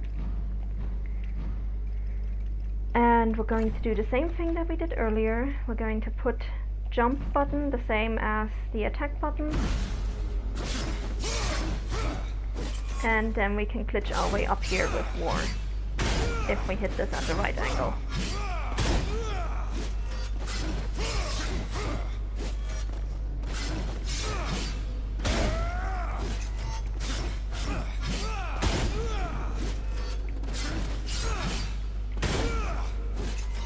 Gotta get the angle right again. And that doesn't seem to want to work either. Oh, there we go. Bam. Thank you very much.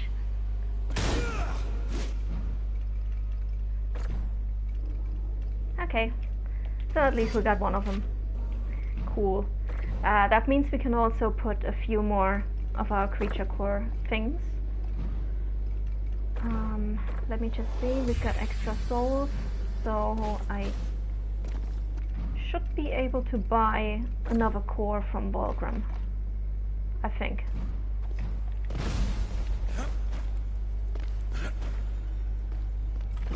Okay. We deal in souls, yes. I only have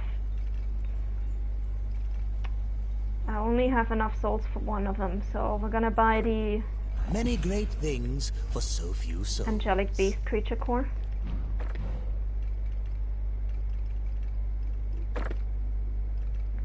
And we're actually gonna have to reshuffle this a little bit. So I'm just gonna delete all of these. And we're going to go over here instead. 3 point increases attack power by 5%. Let's do it. Okay. I need a heart.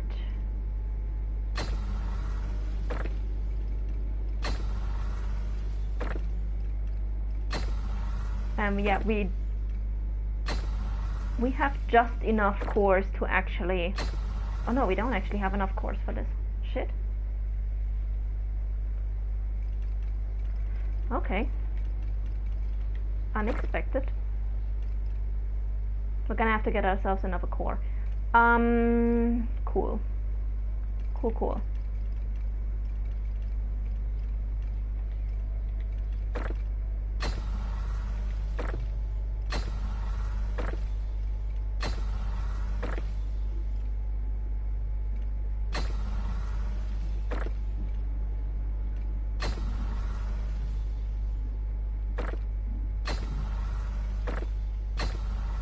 Okay. I hear you'll be having some fun. Oh, right. And there's one more thing we're going to do while we're here. This is the gauntlet, which is basically a section where you have to use all the gadgets that you get. We're only going to do the first one because we don't have any of the other gadgets yet. So this is basically themed around around the Vorpal plate. So we're going to use that first. Oops. Come back here. There we go. And this is a lot more manageable and a lot less painful if you do it one gadget at a time than if you try to do it all after you get all the gadgets. So if you only do it one at a time, it's like a 2-minute section, maybe. And that's easy enough, that's doable enough. We just got a trophy, and we got extra souls! Awesome! Now we can actually buy that other core that we need in order to fill the board. Nice, let's do it. Preferably without dying. The good thing about the void is you don't lose health in the void and you don't lose wrath in the void. So you can use your wrath abilities as many times as you want. You can fall off the ledges as many times as you want. It doesn't really make a difference. My store is your home. Please, make yourself welcome. We're going to buy this one because this one is really good. It will make the bullets Coins are everywhere. Keep your eyes up. It will make the bullets ricochet, the bullets that we get from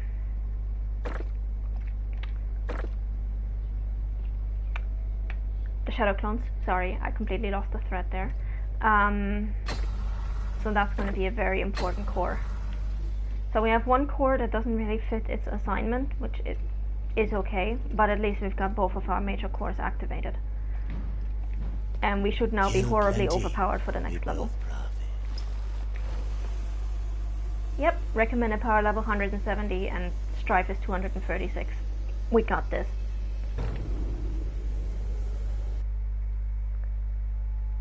Looking at the chat. Hello, the meowing cat. You're still coming in for like one level, so still get to see a little bit of it. So the Inferno Vault, we don't really know which of the Lords of Hell the Slag Pit and the Inferno Vault belong to. All we know is that it's really fucking hot. And the Inferno Vault is, I think... The Inferno Vault. It can only exist to forge weapons that stand against the forces of heaven, and to tear down the work of the Makers. The Infernal Vault is one of the only places where you cannot get all the bonus objectives at the same time. Now, here's a funny thing. The following line from Strife is different from between the game and the demo level. So how about we do some tearing down of our own? When they first published the demo for this game, this level was one of the 2 levels that you could play as a demo. And the line that Strife said was, their stuff's a little too pretty for my tastes anyway, which is really strange because he is actually like the least demonically dressed, clothed person in the entire family. So you're like, really? Because your guns look like they were made by makers. Their stuff is too nice for you, huh? Our priority is recovering the Ember Core. Sure, but why not have some fun along the way? So I'm really glad that they changed that line. Because it really, in my opinion, it really did not fit with his character, but we will run into a bunch of things that they changed like in the last couple of days of development, basically. Because the demo came out for Gamescom, I think it was in August 2019, and the game itself came out in December 2019, so those were really some last-minute changes in terms of game development and dialogue. And in some cases that still causes inconsistencies within the game, which I'm gonna get to when we get there.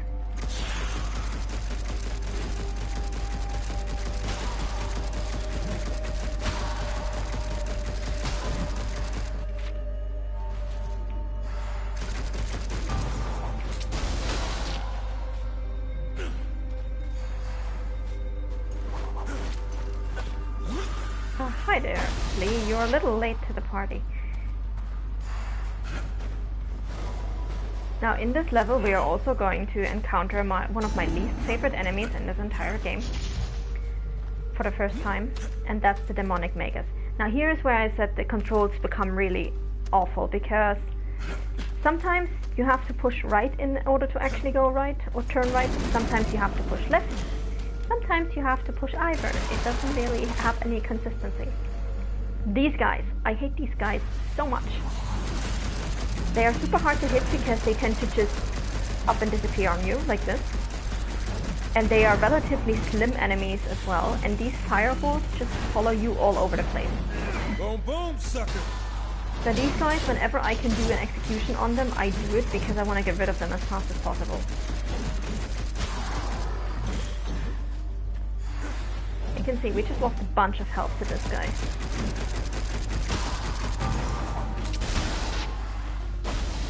Oh. Alright, let's go. Whoa! Come here, dude. Not fun.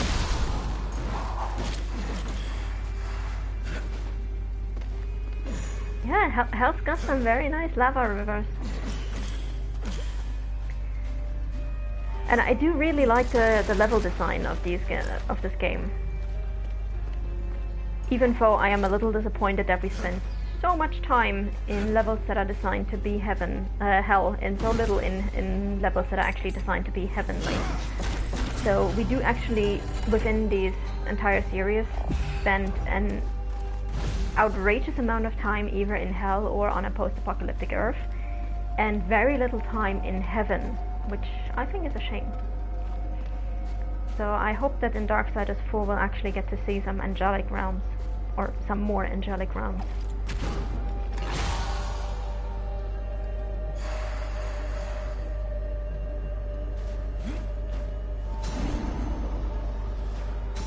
Oh, I think we missed one there. We don't really care. Again, I'm not gonna try for all of those boatman's coins that you have to get when you that you get through jumping across places, because those tend to be such a pain in the ass to get because of the 3D nature of this game. And so we're not gonna bother with that. We're just gonna save ourselves that trouble.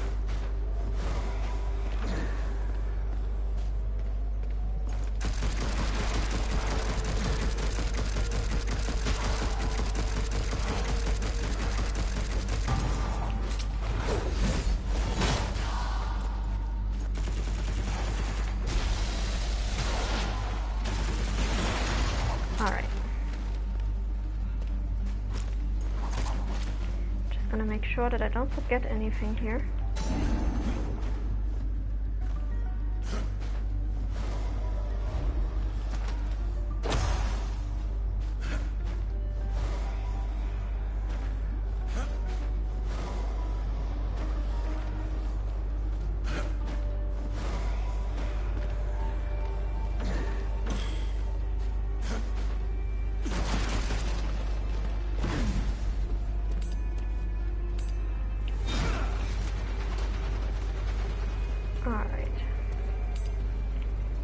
And here's a helpful trick if you're dealing with the Warped Blade and those bracers. You can actually let go of L2 for targeting purposes. You don't have to hold L2 to target things. You can just let go of it. Now this is a piece of the Abyssal Armor for War. And the interesting thing is that War's Abyssal Armor actually changed design in between the very first game and this game. But I do actually prefer the one from this game because not only did the one from the first game suck all the color out of this armor, out of his design, but also the one from this game kind of has some aspects to it that match up with what we see of the other Nephilim in-game. So it's actually a really nice nod, and now we're just gonna have to deal with what looks like a barrage of hounds. So hopefully that will have been the last one. And you guys can go and shut up and stop throwing spears at me. Thank you very much.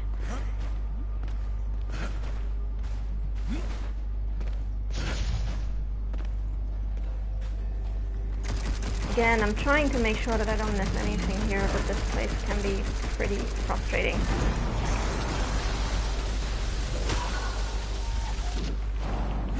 Nothing magic about this. Yeah, you tell him.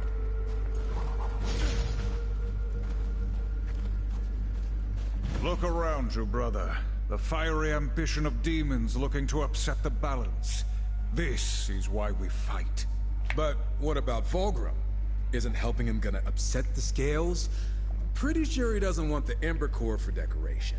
We need his information. Whatever Lucifer is planning, it goes far beyond Fulgrim and his schemes. The Council wouldn't be too happy if they knew we were trading dangerous artifacts for information. We do what we must for the mission. If Fulgrim has ambitions of his own, then he too will be dealt with. War, relax. I'm messing with you. Let's wrap this up before my skin melts off. So, on the one hand, yes, he is messing with him, but he does also make some very good points. Like, at no point in this story do they think to report back to the Council and go like, hey, Samael is sending us on this artifact witch hunt, like, are we really supposed to do this? Do you want us to go through with this, or do you want us to pursue another angle? It's just like, no, we're just gonna trust this demon and proceed along our way. Surely nothing can go wrong. Spoilers, things do go wrong, and horribly so. So yeah, he's got a good point actually.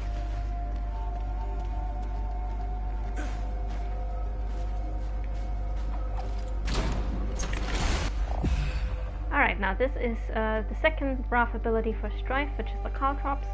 I will almost never use them because I find that they always land in places where I don't actually need them, so...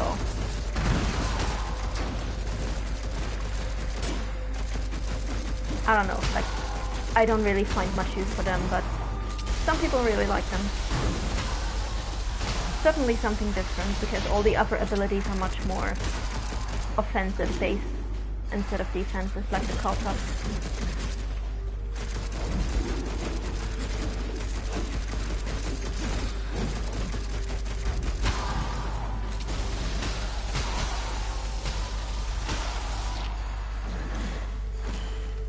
But I just love hitting these guys with static shock. Alright, on we go.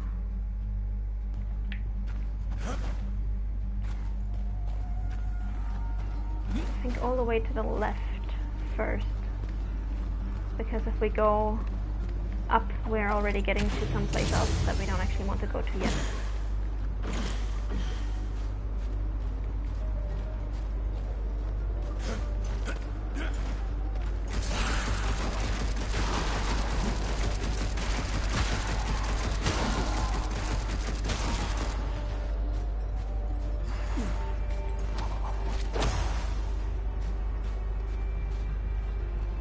Alright, yeah, there we go.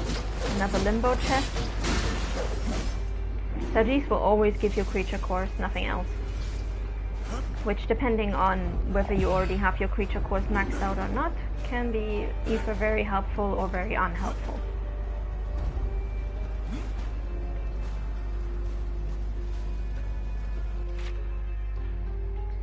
And I hope, yeah, aside from that coin, which I'm not gonna bother to get, I hope we actually did get everything else.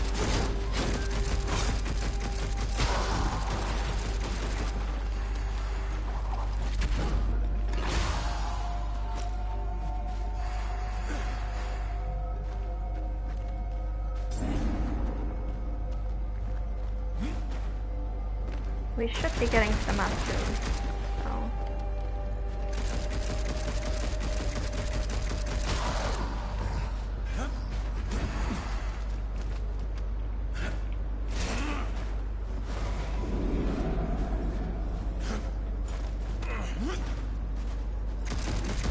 Oh god, more of these guys. Fuck.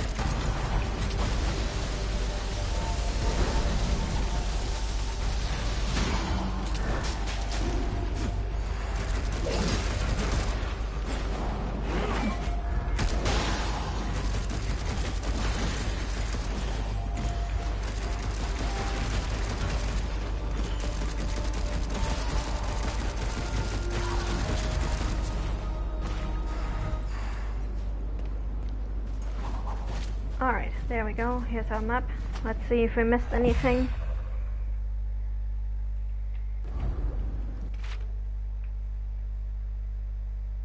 Nope, just that one coin. Again, I'm not going back there just for a coin that we can easily miss by jumping, so we're not gonna be death trapped for both coins.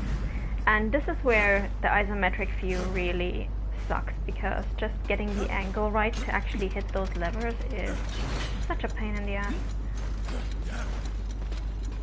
Now we're not going off to the left just yet, because we're gonna have to get there once we have picked up all 4 gold ingots, and right now we have only picked up 3, so we're gonna come back there in just a few minutes.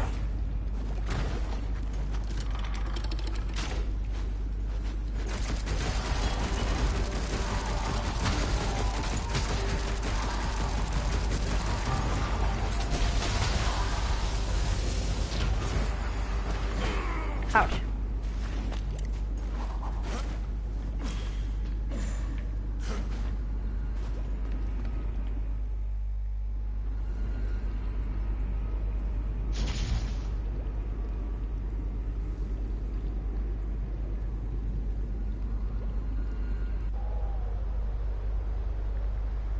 Ah yes, loading times on PS4. Fun times.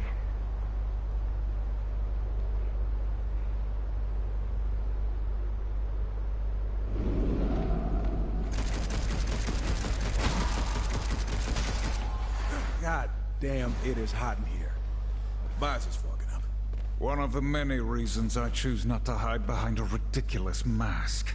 Wait, that's not a mask? Oh, I am so sorry. These two. This was also a line, by the way, that was changed from the previews to from the demo to the actual game. In the demo, that line was the line that Strive says in reply was helps me disguise how much I hate you. So, or helps me hide how much I despise you, or something like that. So that's one of the lines that they changed as well. And I remember I saw a lot of people online being like, oh my god, Strife is so mean to War. And I'm like, clearly you guys have never had siblings. Like, that's just how it goes, okay? That's just how you talk to your older brothers. Or to your younger brothers, or to any brothers really, because brothers tend to be assholes. That's just friendly sibling banter. I hate to break it to you guys. Not everything is always like sunshine and we love each other. There's a lot of sibling ribbing.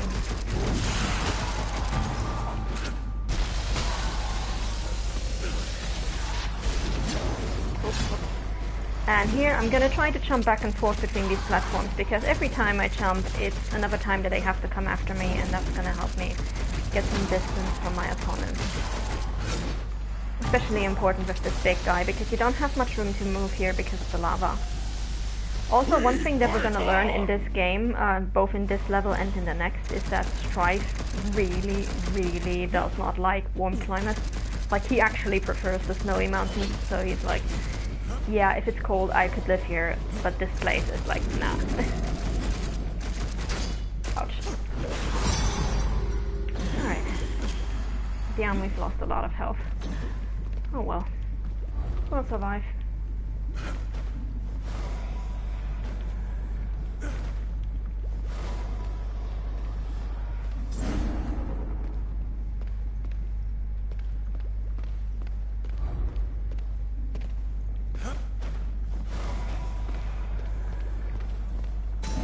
So yeah, but strangely enough, War actually seems to be the one that Strife gets along with the best. I mean, we do get to see a bit of his relationship with Fury in Darksiders 3, and you never get to see him interact directly with Death, but in the novel these two practically hate each other. Like, Strife and Death just cannot stand each other in the novel. Mostly because Death does not like how Strife constantly mocks everything and makes fun of everything, and Strife really hates how Death is the my way or the highway kind of guy who barely even wants to involve his brothers in anything. So these two just constantly clash. Should be really interesting once we finally get to see them in the grand finale of the series, which will hopefully be Darksiders 5, not Darksiders 4, because I do want Strife to get his own solo game. So now that we've got all 4 gold ingots, we can finally go over here and go through this trickster door.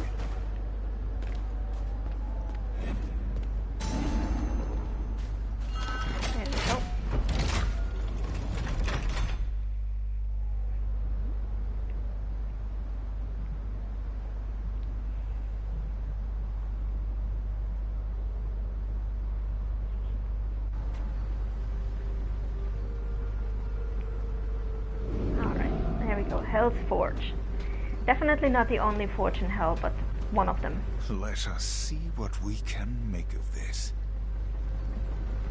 So yeah, you go to the forge, you use the ingots, and you get like a random creature core, which is mostly useless because you're gonna have to farm the arena if you want to max them all out anyway, so. The only time it's actually really helpful to get a core from this place is if it gives you a major creature core, but that happens very, very rarely.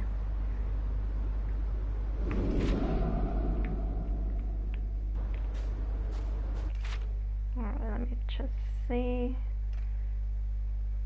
Yeah, we've got pretty much everything except for this final boss, so we are almost at the end of this level.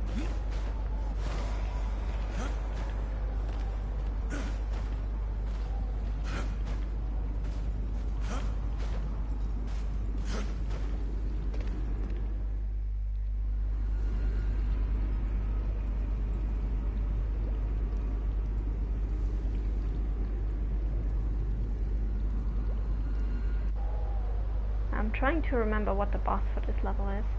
Oh yeah, the ball spitter. Oh, that's so not gonna be fun. That is absolutely not gonna be fun. Oh well.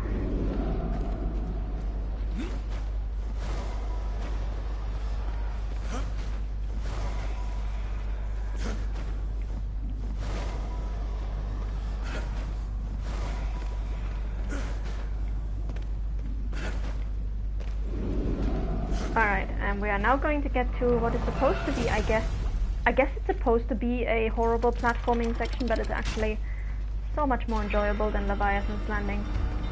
Fun fact about Leviathan's Landing that I just remembered is that we asked one of the devs on Discord about it, what the hell were you thinking putting that in the game?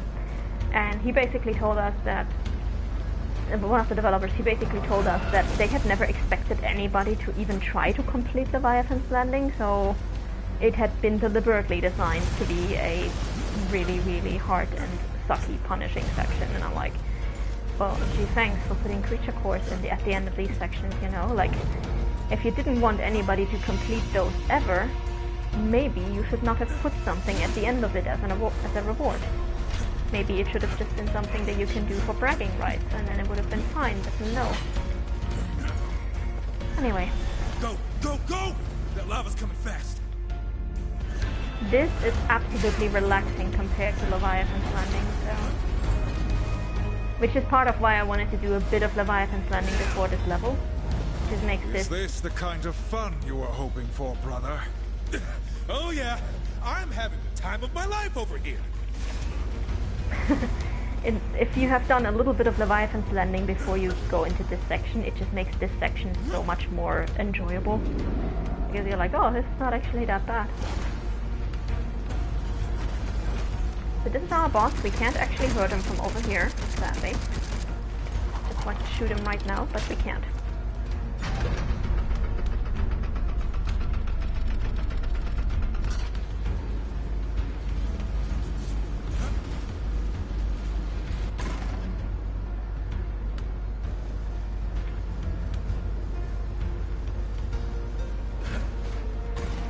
This guy is going to be really annoying because he has a long distance attack which can actually take off a lot of our health. So all of his attacks actually take off a lot of your health, so I really do not like fighting this guy.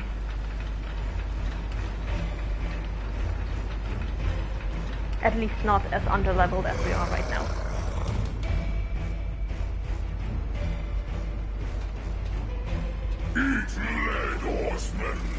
I'm just gonna drop 2 Shadow Clones and try to take off as much of his health as possible. And it does not help that he spawns Hellhounds continuously throughout the fight, so... The bombs I can easily avoid, but the gun, we're gonna get hit by that at least a couple of times. That's actually going really well this time, like I'm surprised.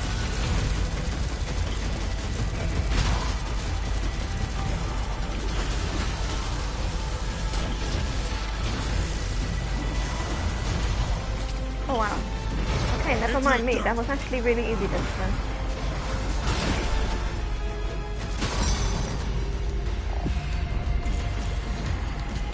Usually this guy is such a pain in the ass because if he hits you with that Gatling gun, it can take off so much of your health so quickly. But this was actually very pain-free this time, so... Yeah.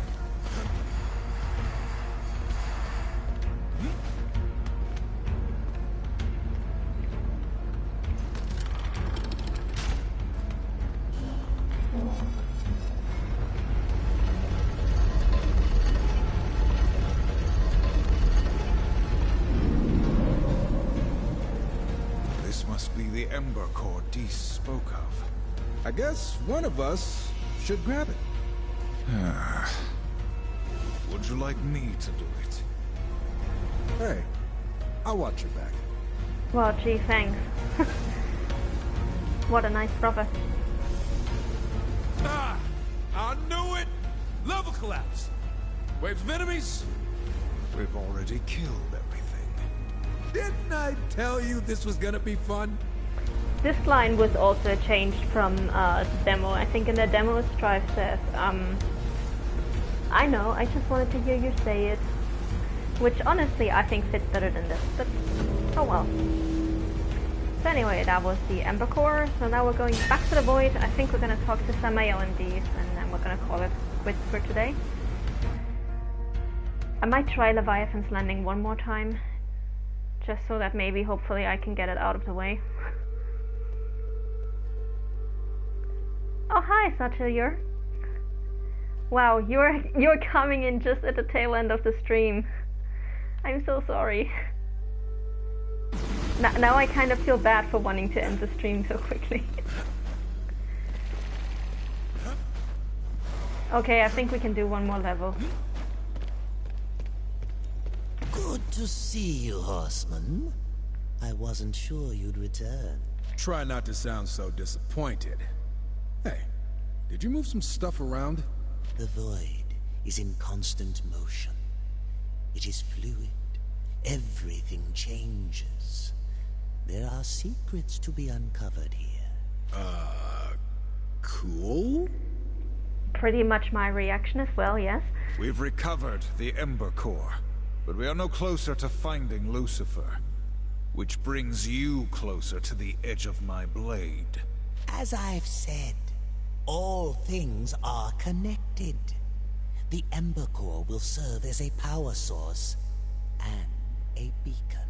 I've only heard rumblings, but to track Lucifer's steps, to find the demons he's conspired with, we'll need a scrying eye, working in conjunction with the core. And let me guess, you just happened to misplace yours. I know of an ancient temple said to house such an artifact. My serpent holes can take you. And this scrying eye will lead us to Lucifer. I can think of no other way. Then we will recover it. But I warn you, demon, do not waste our time. I would never dream of it.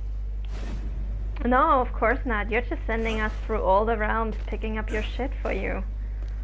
Volgrim, you greedy little bastard. What you want, I strive to provide.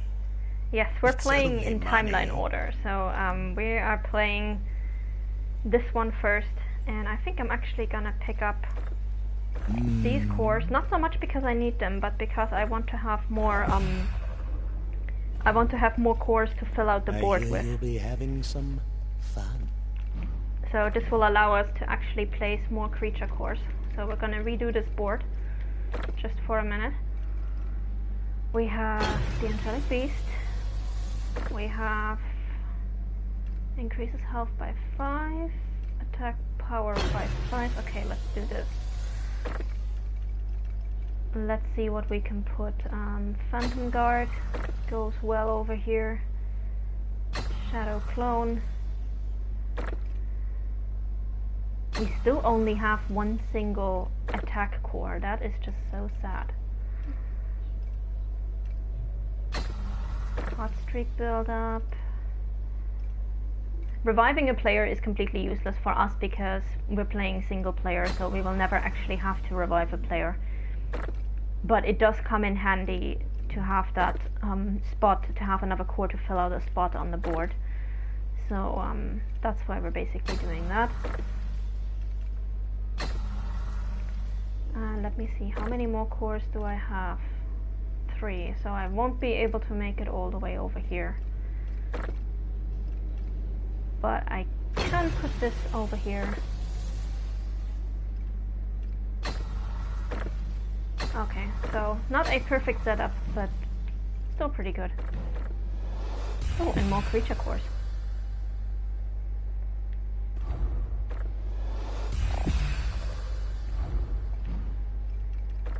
Molten Hound, what? Ooh, that's an attack core. Awesome. So we actually have an attack core to place there. Nice. Nice, nice. Cool. Why Darksiders 3 and then Darksiders 2? Because the devs confirmed on the Discord that Darksiders 3 is supposed to take place before Darksiders 2. Which makes sense because in Darksiders 3, Strife still has both of his guns, and in Darksiders 2, Death gets one of them from the makers. So it would not make sense for Darksiders 2 to take place before Darksiders 3. Also, at least one of the missions in Darksiders 2 is suggested to take place some 30 or 40 years after the apocalypse, and Darksiders 3, according to developer interviews, takes place 10 years after the apocalypse. So that's why we're doing Genesis first, then we're doing the prologue of Darksiders 1, and then we're doing Darksiders 3, and then Darksiders 2. So that's gonna be the basic order. And then of course the rest of Darksiders 1. I have not yet figured out what to do about the ending of Darksiders 2, because the ending of Darksiders 2 kind of spoils the ending of Darksiders 1. But I don't want to have to go back to Darksiders 1 just for just for the ending and then come back to I don't want to have to go to Darksiders 1 and then come back to 2 just for the ending, so I might just let the entire ending of Darksiders 2 play out and then go on to Darksiders 1. But I'll deal with that when we get there. There's still like an entire run, or almost the entire run of Genesis, and 2 playthroughs of Darksiders 3 before that, so we have some time before we have to deal with that. Oh god. Leviathan, I hate you so much. I hate whoever programmed this maze. God. What were they thinking? I mean, I know what they were thinking. They said it on Discord. They didn't actually expect anybody to play through this section completely. So, that's why, but still.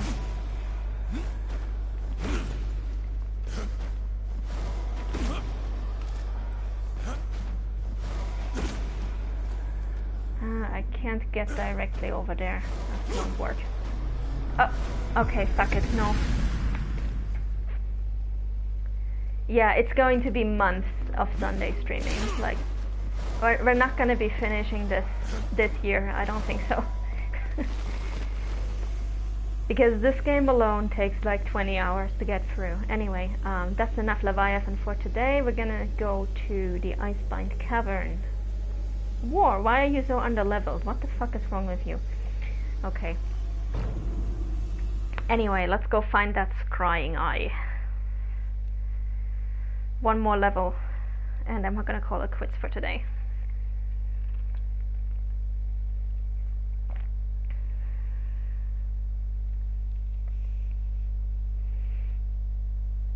But yeah, the timeline of these games is a little bit confusing because there are certain things in Darksiders 3 that implies it happens before Darksiders 2, and then there are certain things in 2 that imply it happens before 3, and so on and so forth.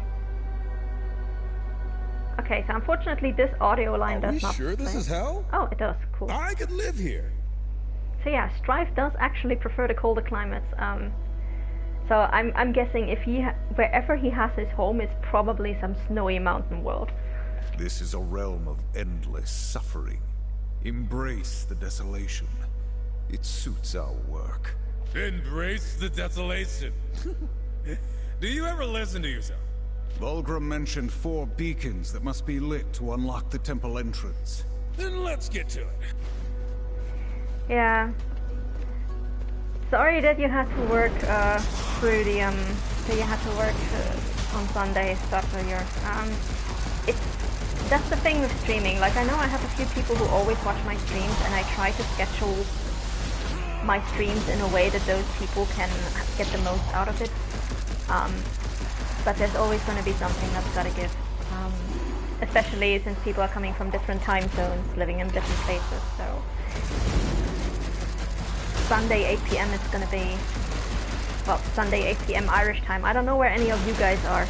So I think at least one of you is from the Netherlands, so probably an hour before, so like an hour in advance. Should be 11 something now, I think. Beacon's lit, one down.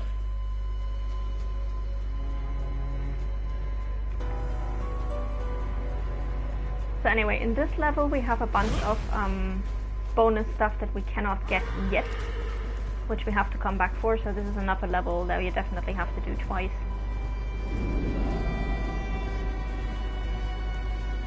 And there is also one bonus objective where we're going to have to go a little bit out of our way to complete it. We cannot fall for the Legion! I give my life to the battle!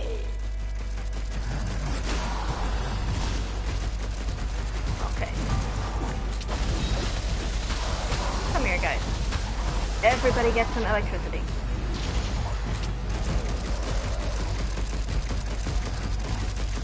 I want to make an I've got the power joke, but I don't feel like singing, so...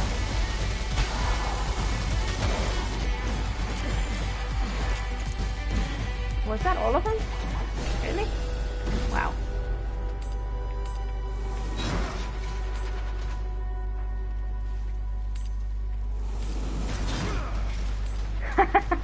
second beacon lit. Yeah, that's the fun with time zones. Like, everybody is just doing different things, and I think at some point I had somebody in watching who was like, "It's 4 a.m. in the morning. My neighbor's got to be wondering what the hell I'm still doing awake." And I'm like, "Oh my god."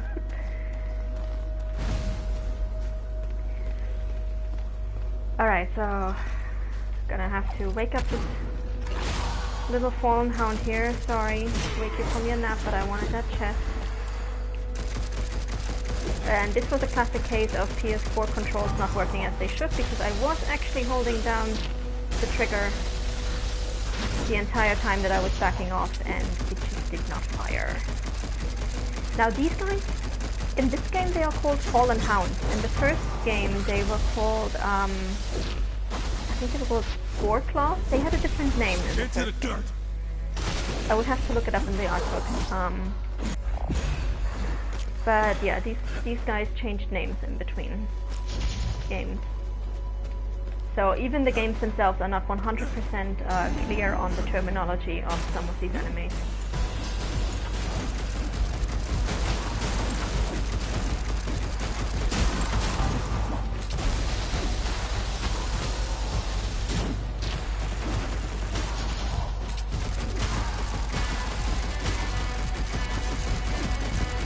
Alright, bye-bye, Smasher.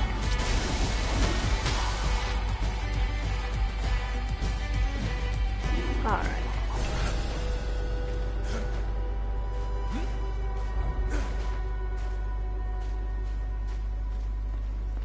So yeah, we can't actually access this just yet because we don't have the relevant gadgets. But we can already break out those fleas and kill them.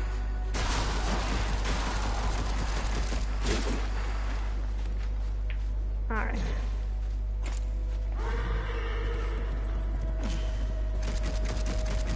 It's actually not really worth it getting on our horse because we're gonna have to dismount again in a minute. Less than a minute, actually. Like, right over here.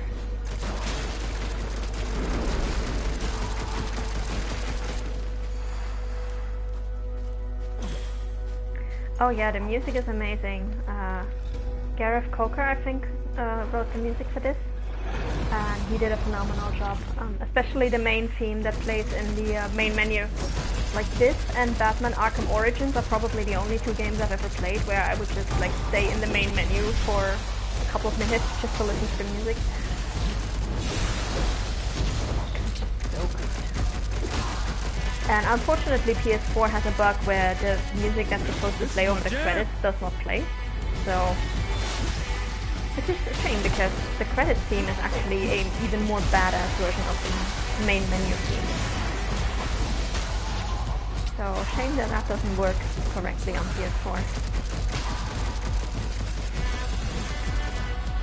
So instead you just have like 5 minutes of silent credits.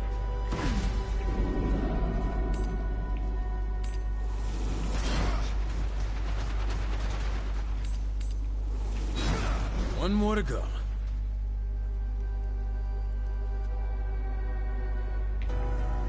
Alright. Oh yeah, PS4 and Xbox version have all the bugs.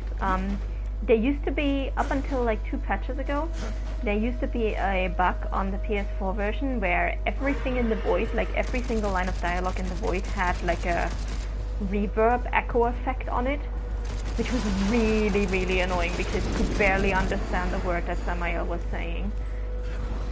So I'm really, really glad that they fixed that one at least. But yeah, this game was basically announced to be published before the end of 2019.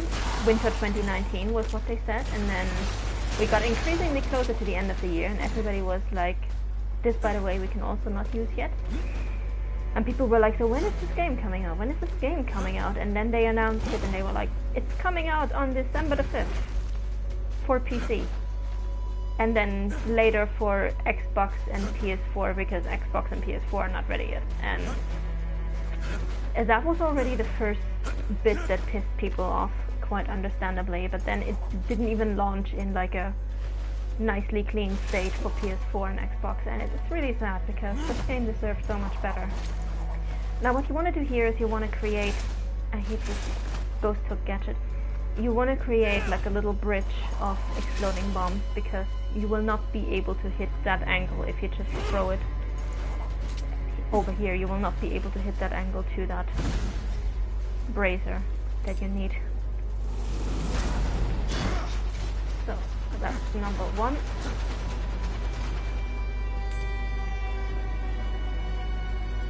Oh, come here. There we go.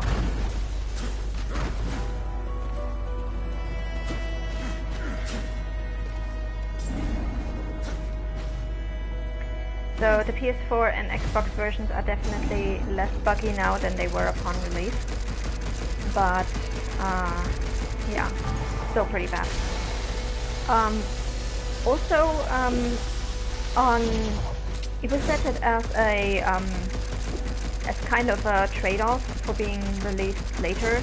The console versions would pre-orders for console versions would get extra horse skins, so that instead of riding Mayhem and Ruin, you would be able to ride Rampage and Despair, the horses of Death and Fury, which sounded great for many of us, because you don't actually get to, spoilers, you don't get to ride Rampage in Darksiders 3 because Rampage dies.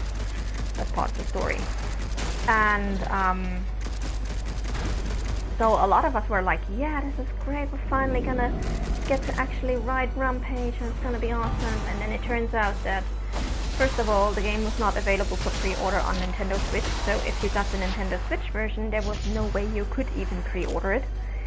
And secondly, if you pre-ordered it on PS4 and Xbox One, the bonus only applied if you ordered the digital version, which I did not. I pre-ordered the physical version, and let me tell you, I was pissed when I launched this game and I realized that I did not have these skins. Because those skins were the entire reason that I pre-ordered the game.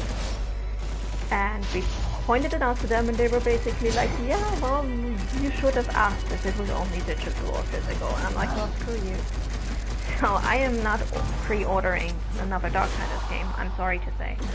Like, even if they tell me that tomorrow that they will bring out Darksiders 4 with Strife Solo, like for PS4 and PS5 with like updated graphics and everything, and absolutely amazing, and everything my dreams will come true, and pre-order bonus will be a life-size Strife statue, I'll be like, fuck you.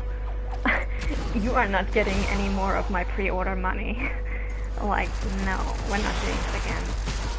So, yeah. Still bitter about that. Like, the entire pre-order mess, and the fact that Mayhem, despite supposedly being the white horse, is not actually white. Those are the two things that I'm still really, really salty about with this game. As much as I love the story and the character development of this game, those two things just still sour me to this day. Alright, more of these guys.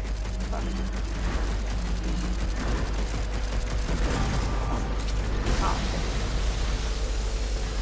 I hate you, wizards. Get out of here.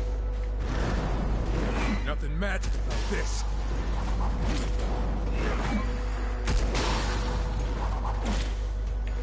Alright, now you can already see we've got a lot of these purple spiral plates, the void plates, in this area of the game, and that's because we will actually get the gadget for this later in the level.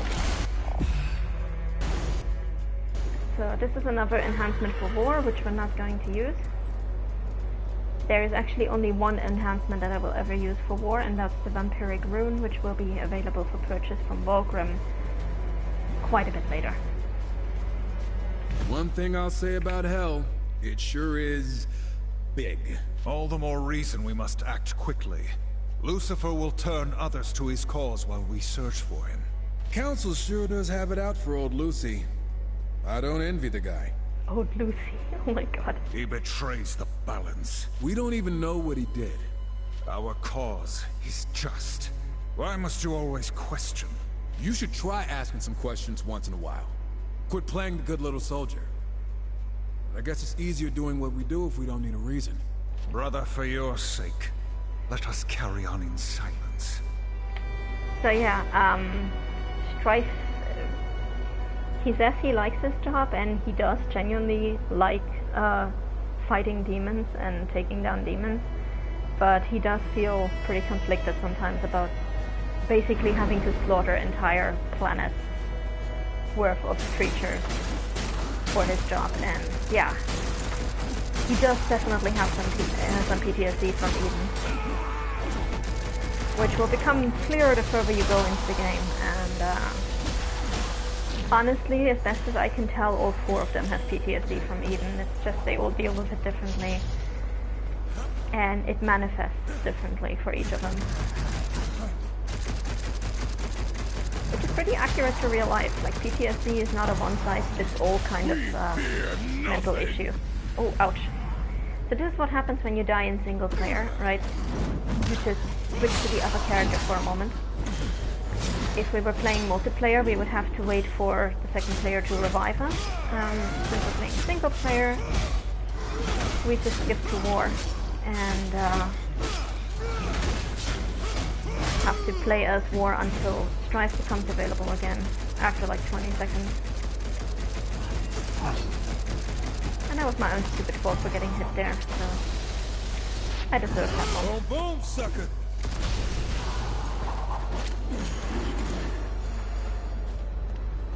Alright.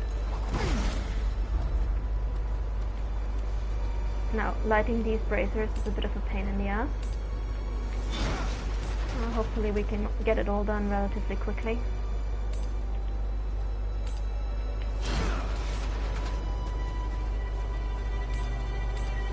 Yes, there we go.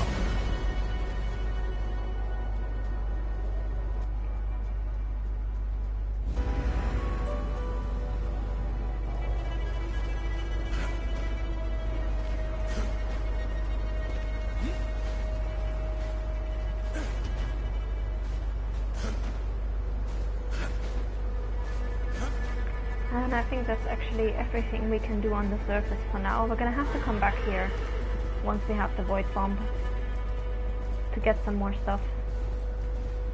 But for now we actually have to go into the dungeon.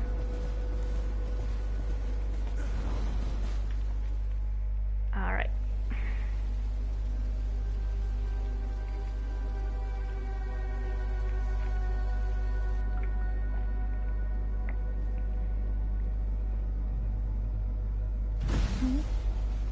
Someone's house alarm is going off outside. I hope you guys can't hear that. Volgrim could have warned us that this place is falling apart. It's older than he is. We must tread lightly. You're telling me to tread lightly? That is true. War is the one who's wearing more armor. And also, we don't actually know how old Volgrim is. We don't have much of an idea of how old anyone is, except for that some of the angels are... We know it for some of the angels. We know that Azrael and Abaddon are really, really old. And we know that Uriel is younger than the Horsemen. But that's about all. Now, This bridge looks real safe. this is not a time Nothing section. in this realm is safe. I'm so glad you're here to catch me up on the important details. But we are about to get to a time section very, very soon. And I do recommend you pick those Boatman coins So up. much for treading lightly. I think there's 2 of them. I do recommend you pick them up before you finish this fight, because in a few moments we're going to get a lot of wind in here that's going to make jumping around very difficult. So pick those 2 Boatman coins up before you actually start fighting. It's going to save you so much trouble.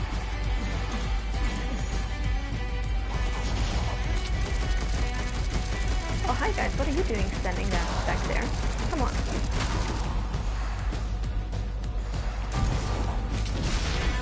Ow! I was actually dashing backwards for that, thanks a lot.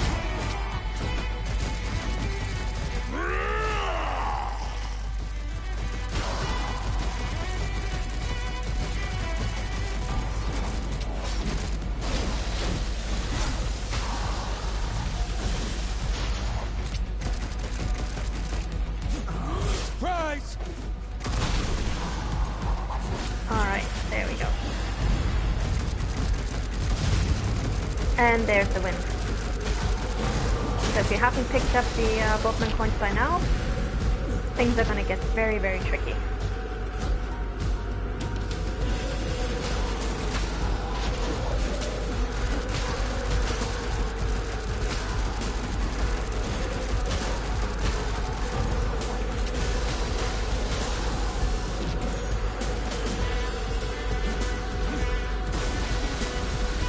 Oh wow, this guy was just relaxing over there, okay.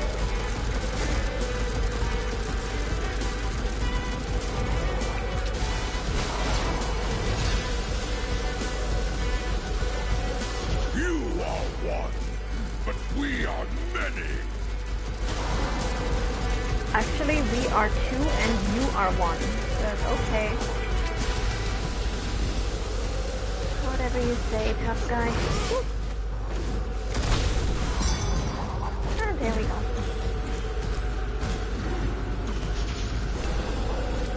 Now we can finally get out of this windy mess. And we get to another timed platforming section. So this one is actually a bit of a pain in the ass.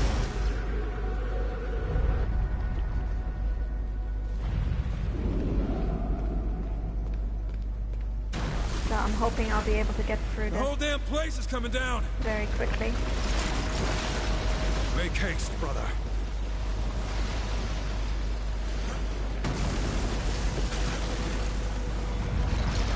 Going pretty well so far.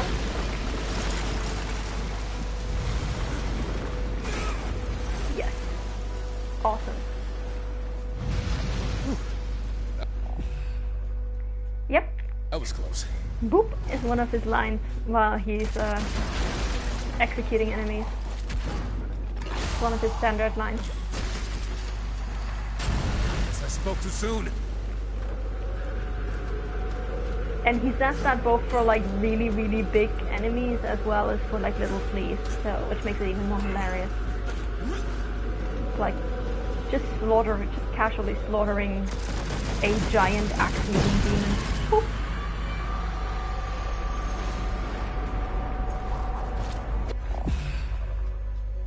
Okay, here we go with the Void Bomb, and we're about to get our first Spider-Man reference, which, again, anachronisms. This game takes place thousands of years before Stan Lee and Spider-Man, and what the actual fuck? My treasure sense is tingling. What the fuck, Strife? What manner of artifact is this? It's vibrating. Feel that? There's some sort of energy trapped inside it. Perhaps it has something to do with these strange glyphs. Look at you. Brains and brawn. So yeah, the Void Bomb is something that only Strife can use, so I'm gonna put that one over here. And it's basically a portal gun. Because every single one of these games has to have a portal gun. Are you tingling? There's no path ahead. Damn this trickery. Slow down, bro. I'm sure there's a way forward. We just gotta use our heads. I prefer my head as a battering ram. And I love how frustrated War is with all of these puzzles, because in Darksiders 1 has the worst puzzles. And Darksiders 1 is War's story, so there is one level in there that I don't even tackle without a walkthrough. I can only imagine how frustrated War must have been.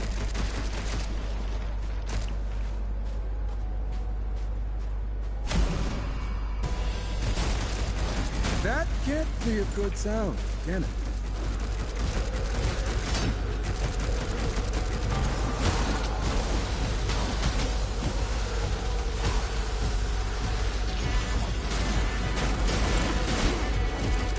Oh, whoops, we're already out of posture for that one.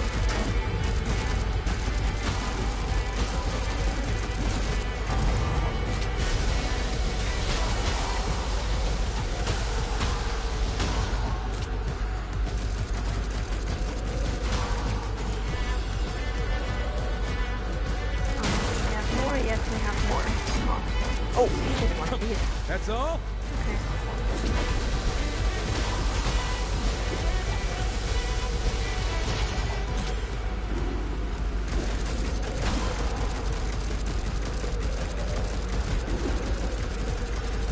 Come on. guy has a lot of health.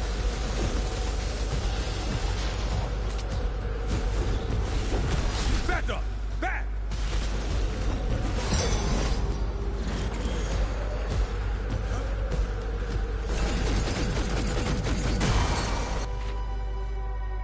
Alright.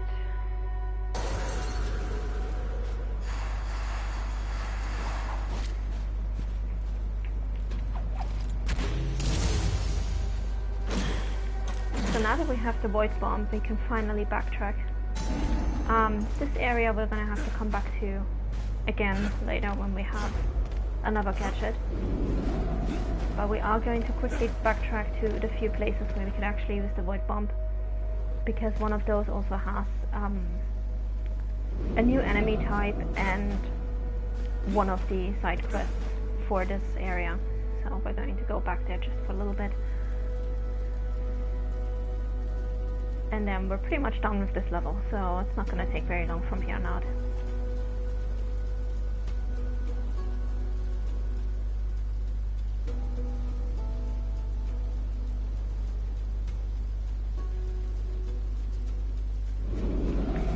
And one of the things that I have to say that I really love about this game is that hell is not just a pit of flames and suffering, it's also ice and snowy fields and all that. So I really like that they did not just go with one cliched look for hell, but that it actually has multiple environments.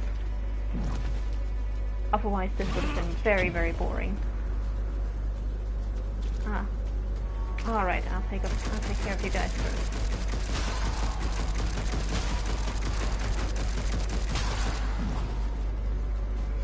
Now this area has some of the most annoying chests to get in the entire game.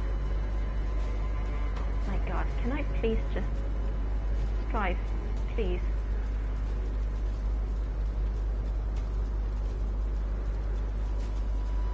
There we go. Please? Thank you. This area here is so frustrating. I hope I can get it all done in the first go. So this is the easy part. Now we're gonna spawn a bunch of enemies, which is also not that bad, even though we do have very little room to maneuver here. So that makes it a little harder if you're playing as Strike. Not so much if you're playing as War. If you're playing as War, this area is fine.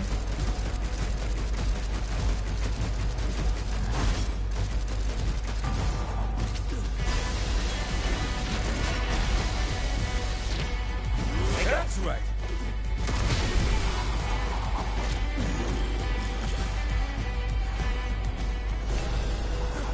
And we're gonna pick up this chest and the boatman coin that's over there. And then we get to the annoying part. Because now we're gonna have to light all of these again. And then we immediately have to light the ones over here, and these are actually kind of tough to hit.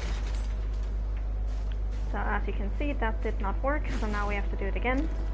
And normally I would not be bothering with this all that much, except that the chest that I'm about to try to get has 600 souls in it, which is a lot at this point in the game.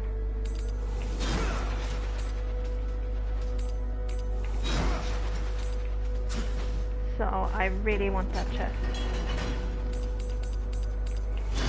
And this is, I don't know what it is, like sometimes I do this and it works immediately on the first try, and sometimes it takes forever, so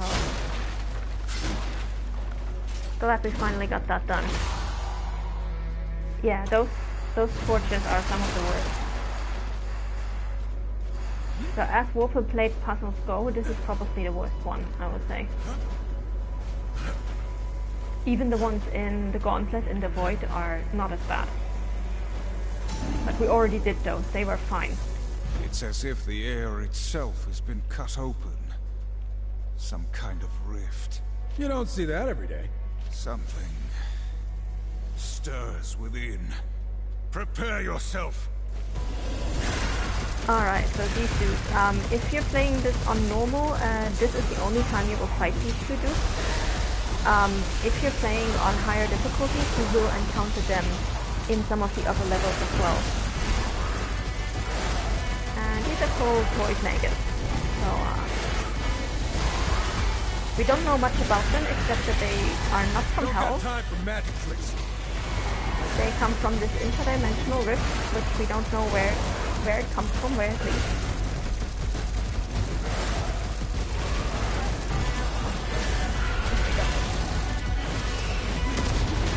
Well, that was an unexpected workout.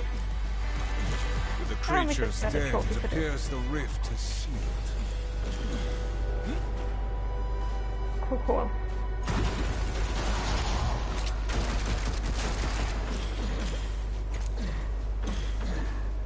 And I think this should be our last flea for this level. So then we have another bonus objective completed. Yes, cool.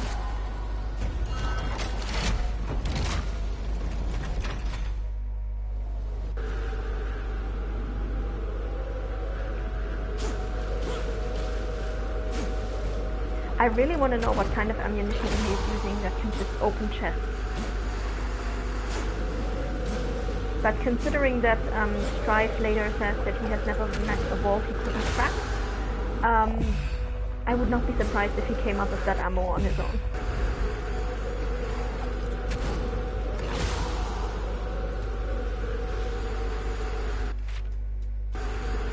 Alright. Now, one more bonus section and then we are actually going to fight the boss and finish this level and the stream for this week. Because it's almost 11 o'clock in the evening where I live and I have to go to work tomorrow.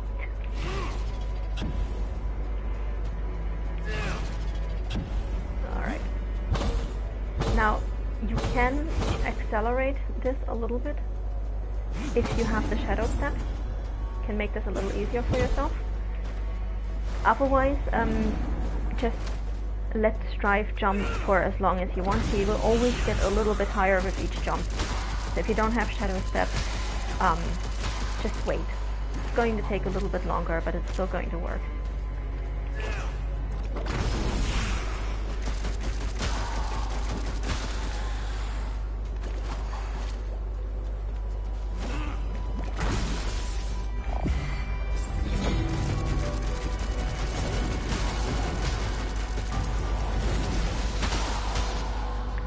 Alright, here we go. Open coin. And I think now we've got everything that we can actually get without the Tremor Gauntlet, so now we can go back.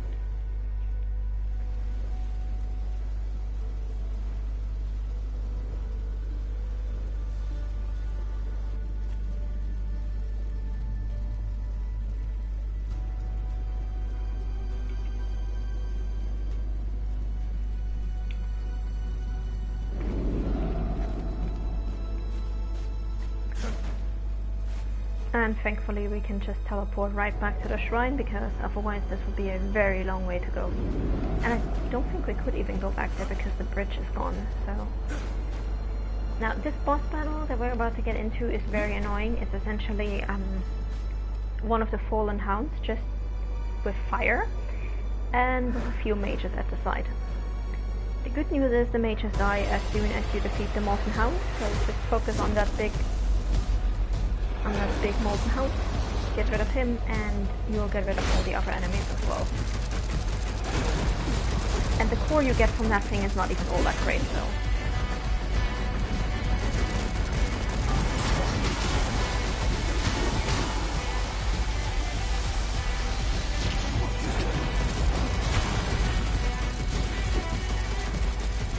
Also, you don't really have that much room to maneuver, which always sucks when you're playing as Strife.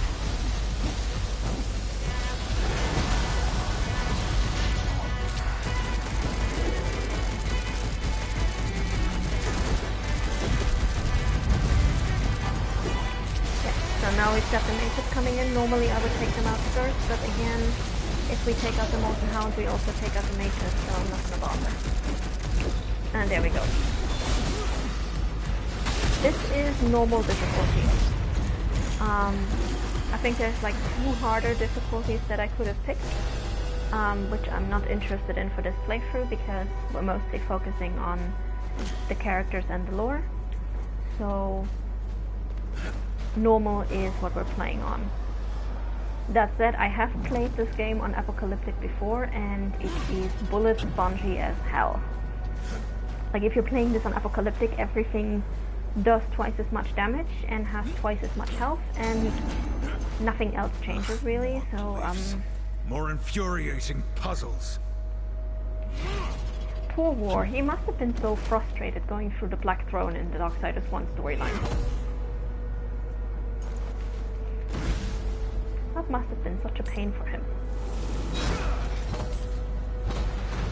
Alright.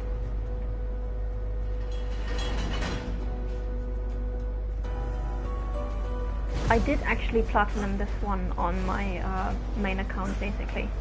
Because I have one specific account that I use for streaming and one that I basically use for private playing. This must be the eye Vulgrim seeks. What do you think that floating corpse is gonna do with it? Presumably help us find Lucifer. Right. Unless this thing somehow grants Vulgrim unlimited power and he uses it to enslave the universe. Your imagination is exhausting. Hey, it could happen. Oh, these two. Alright, so there we go. We're gonna go back to the Void, we're gonna talk to Vulgrim, and then we're gonna be done for today.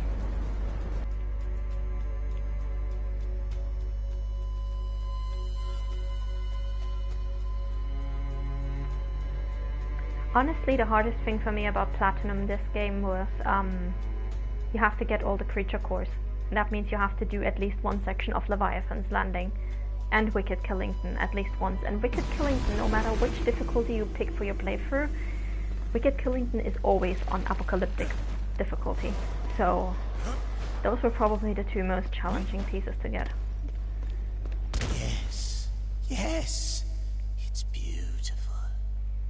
Capable of peering through dimensions to find what does not wish to be found. You need some alone time with that orb, Vulgrim? Combined with the Ember Core, we will be able to track Lucifer. Let me begin the incantation. Ah, you've made it. Forgive my tardiness. I had some cleaning up to do. Samael, whatever scheme you've been preparing, it ends now. Tell us what you know, or suffer my blade. I am in no condition to fight you, horseman. And as I have already told you, I've nothing to do with Lucifer's plan.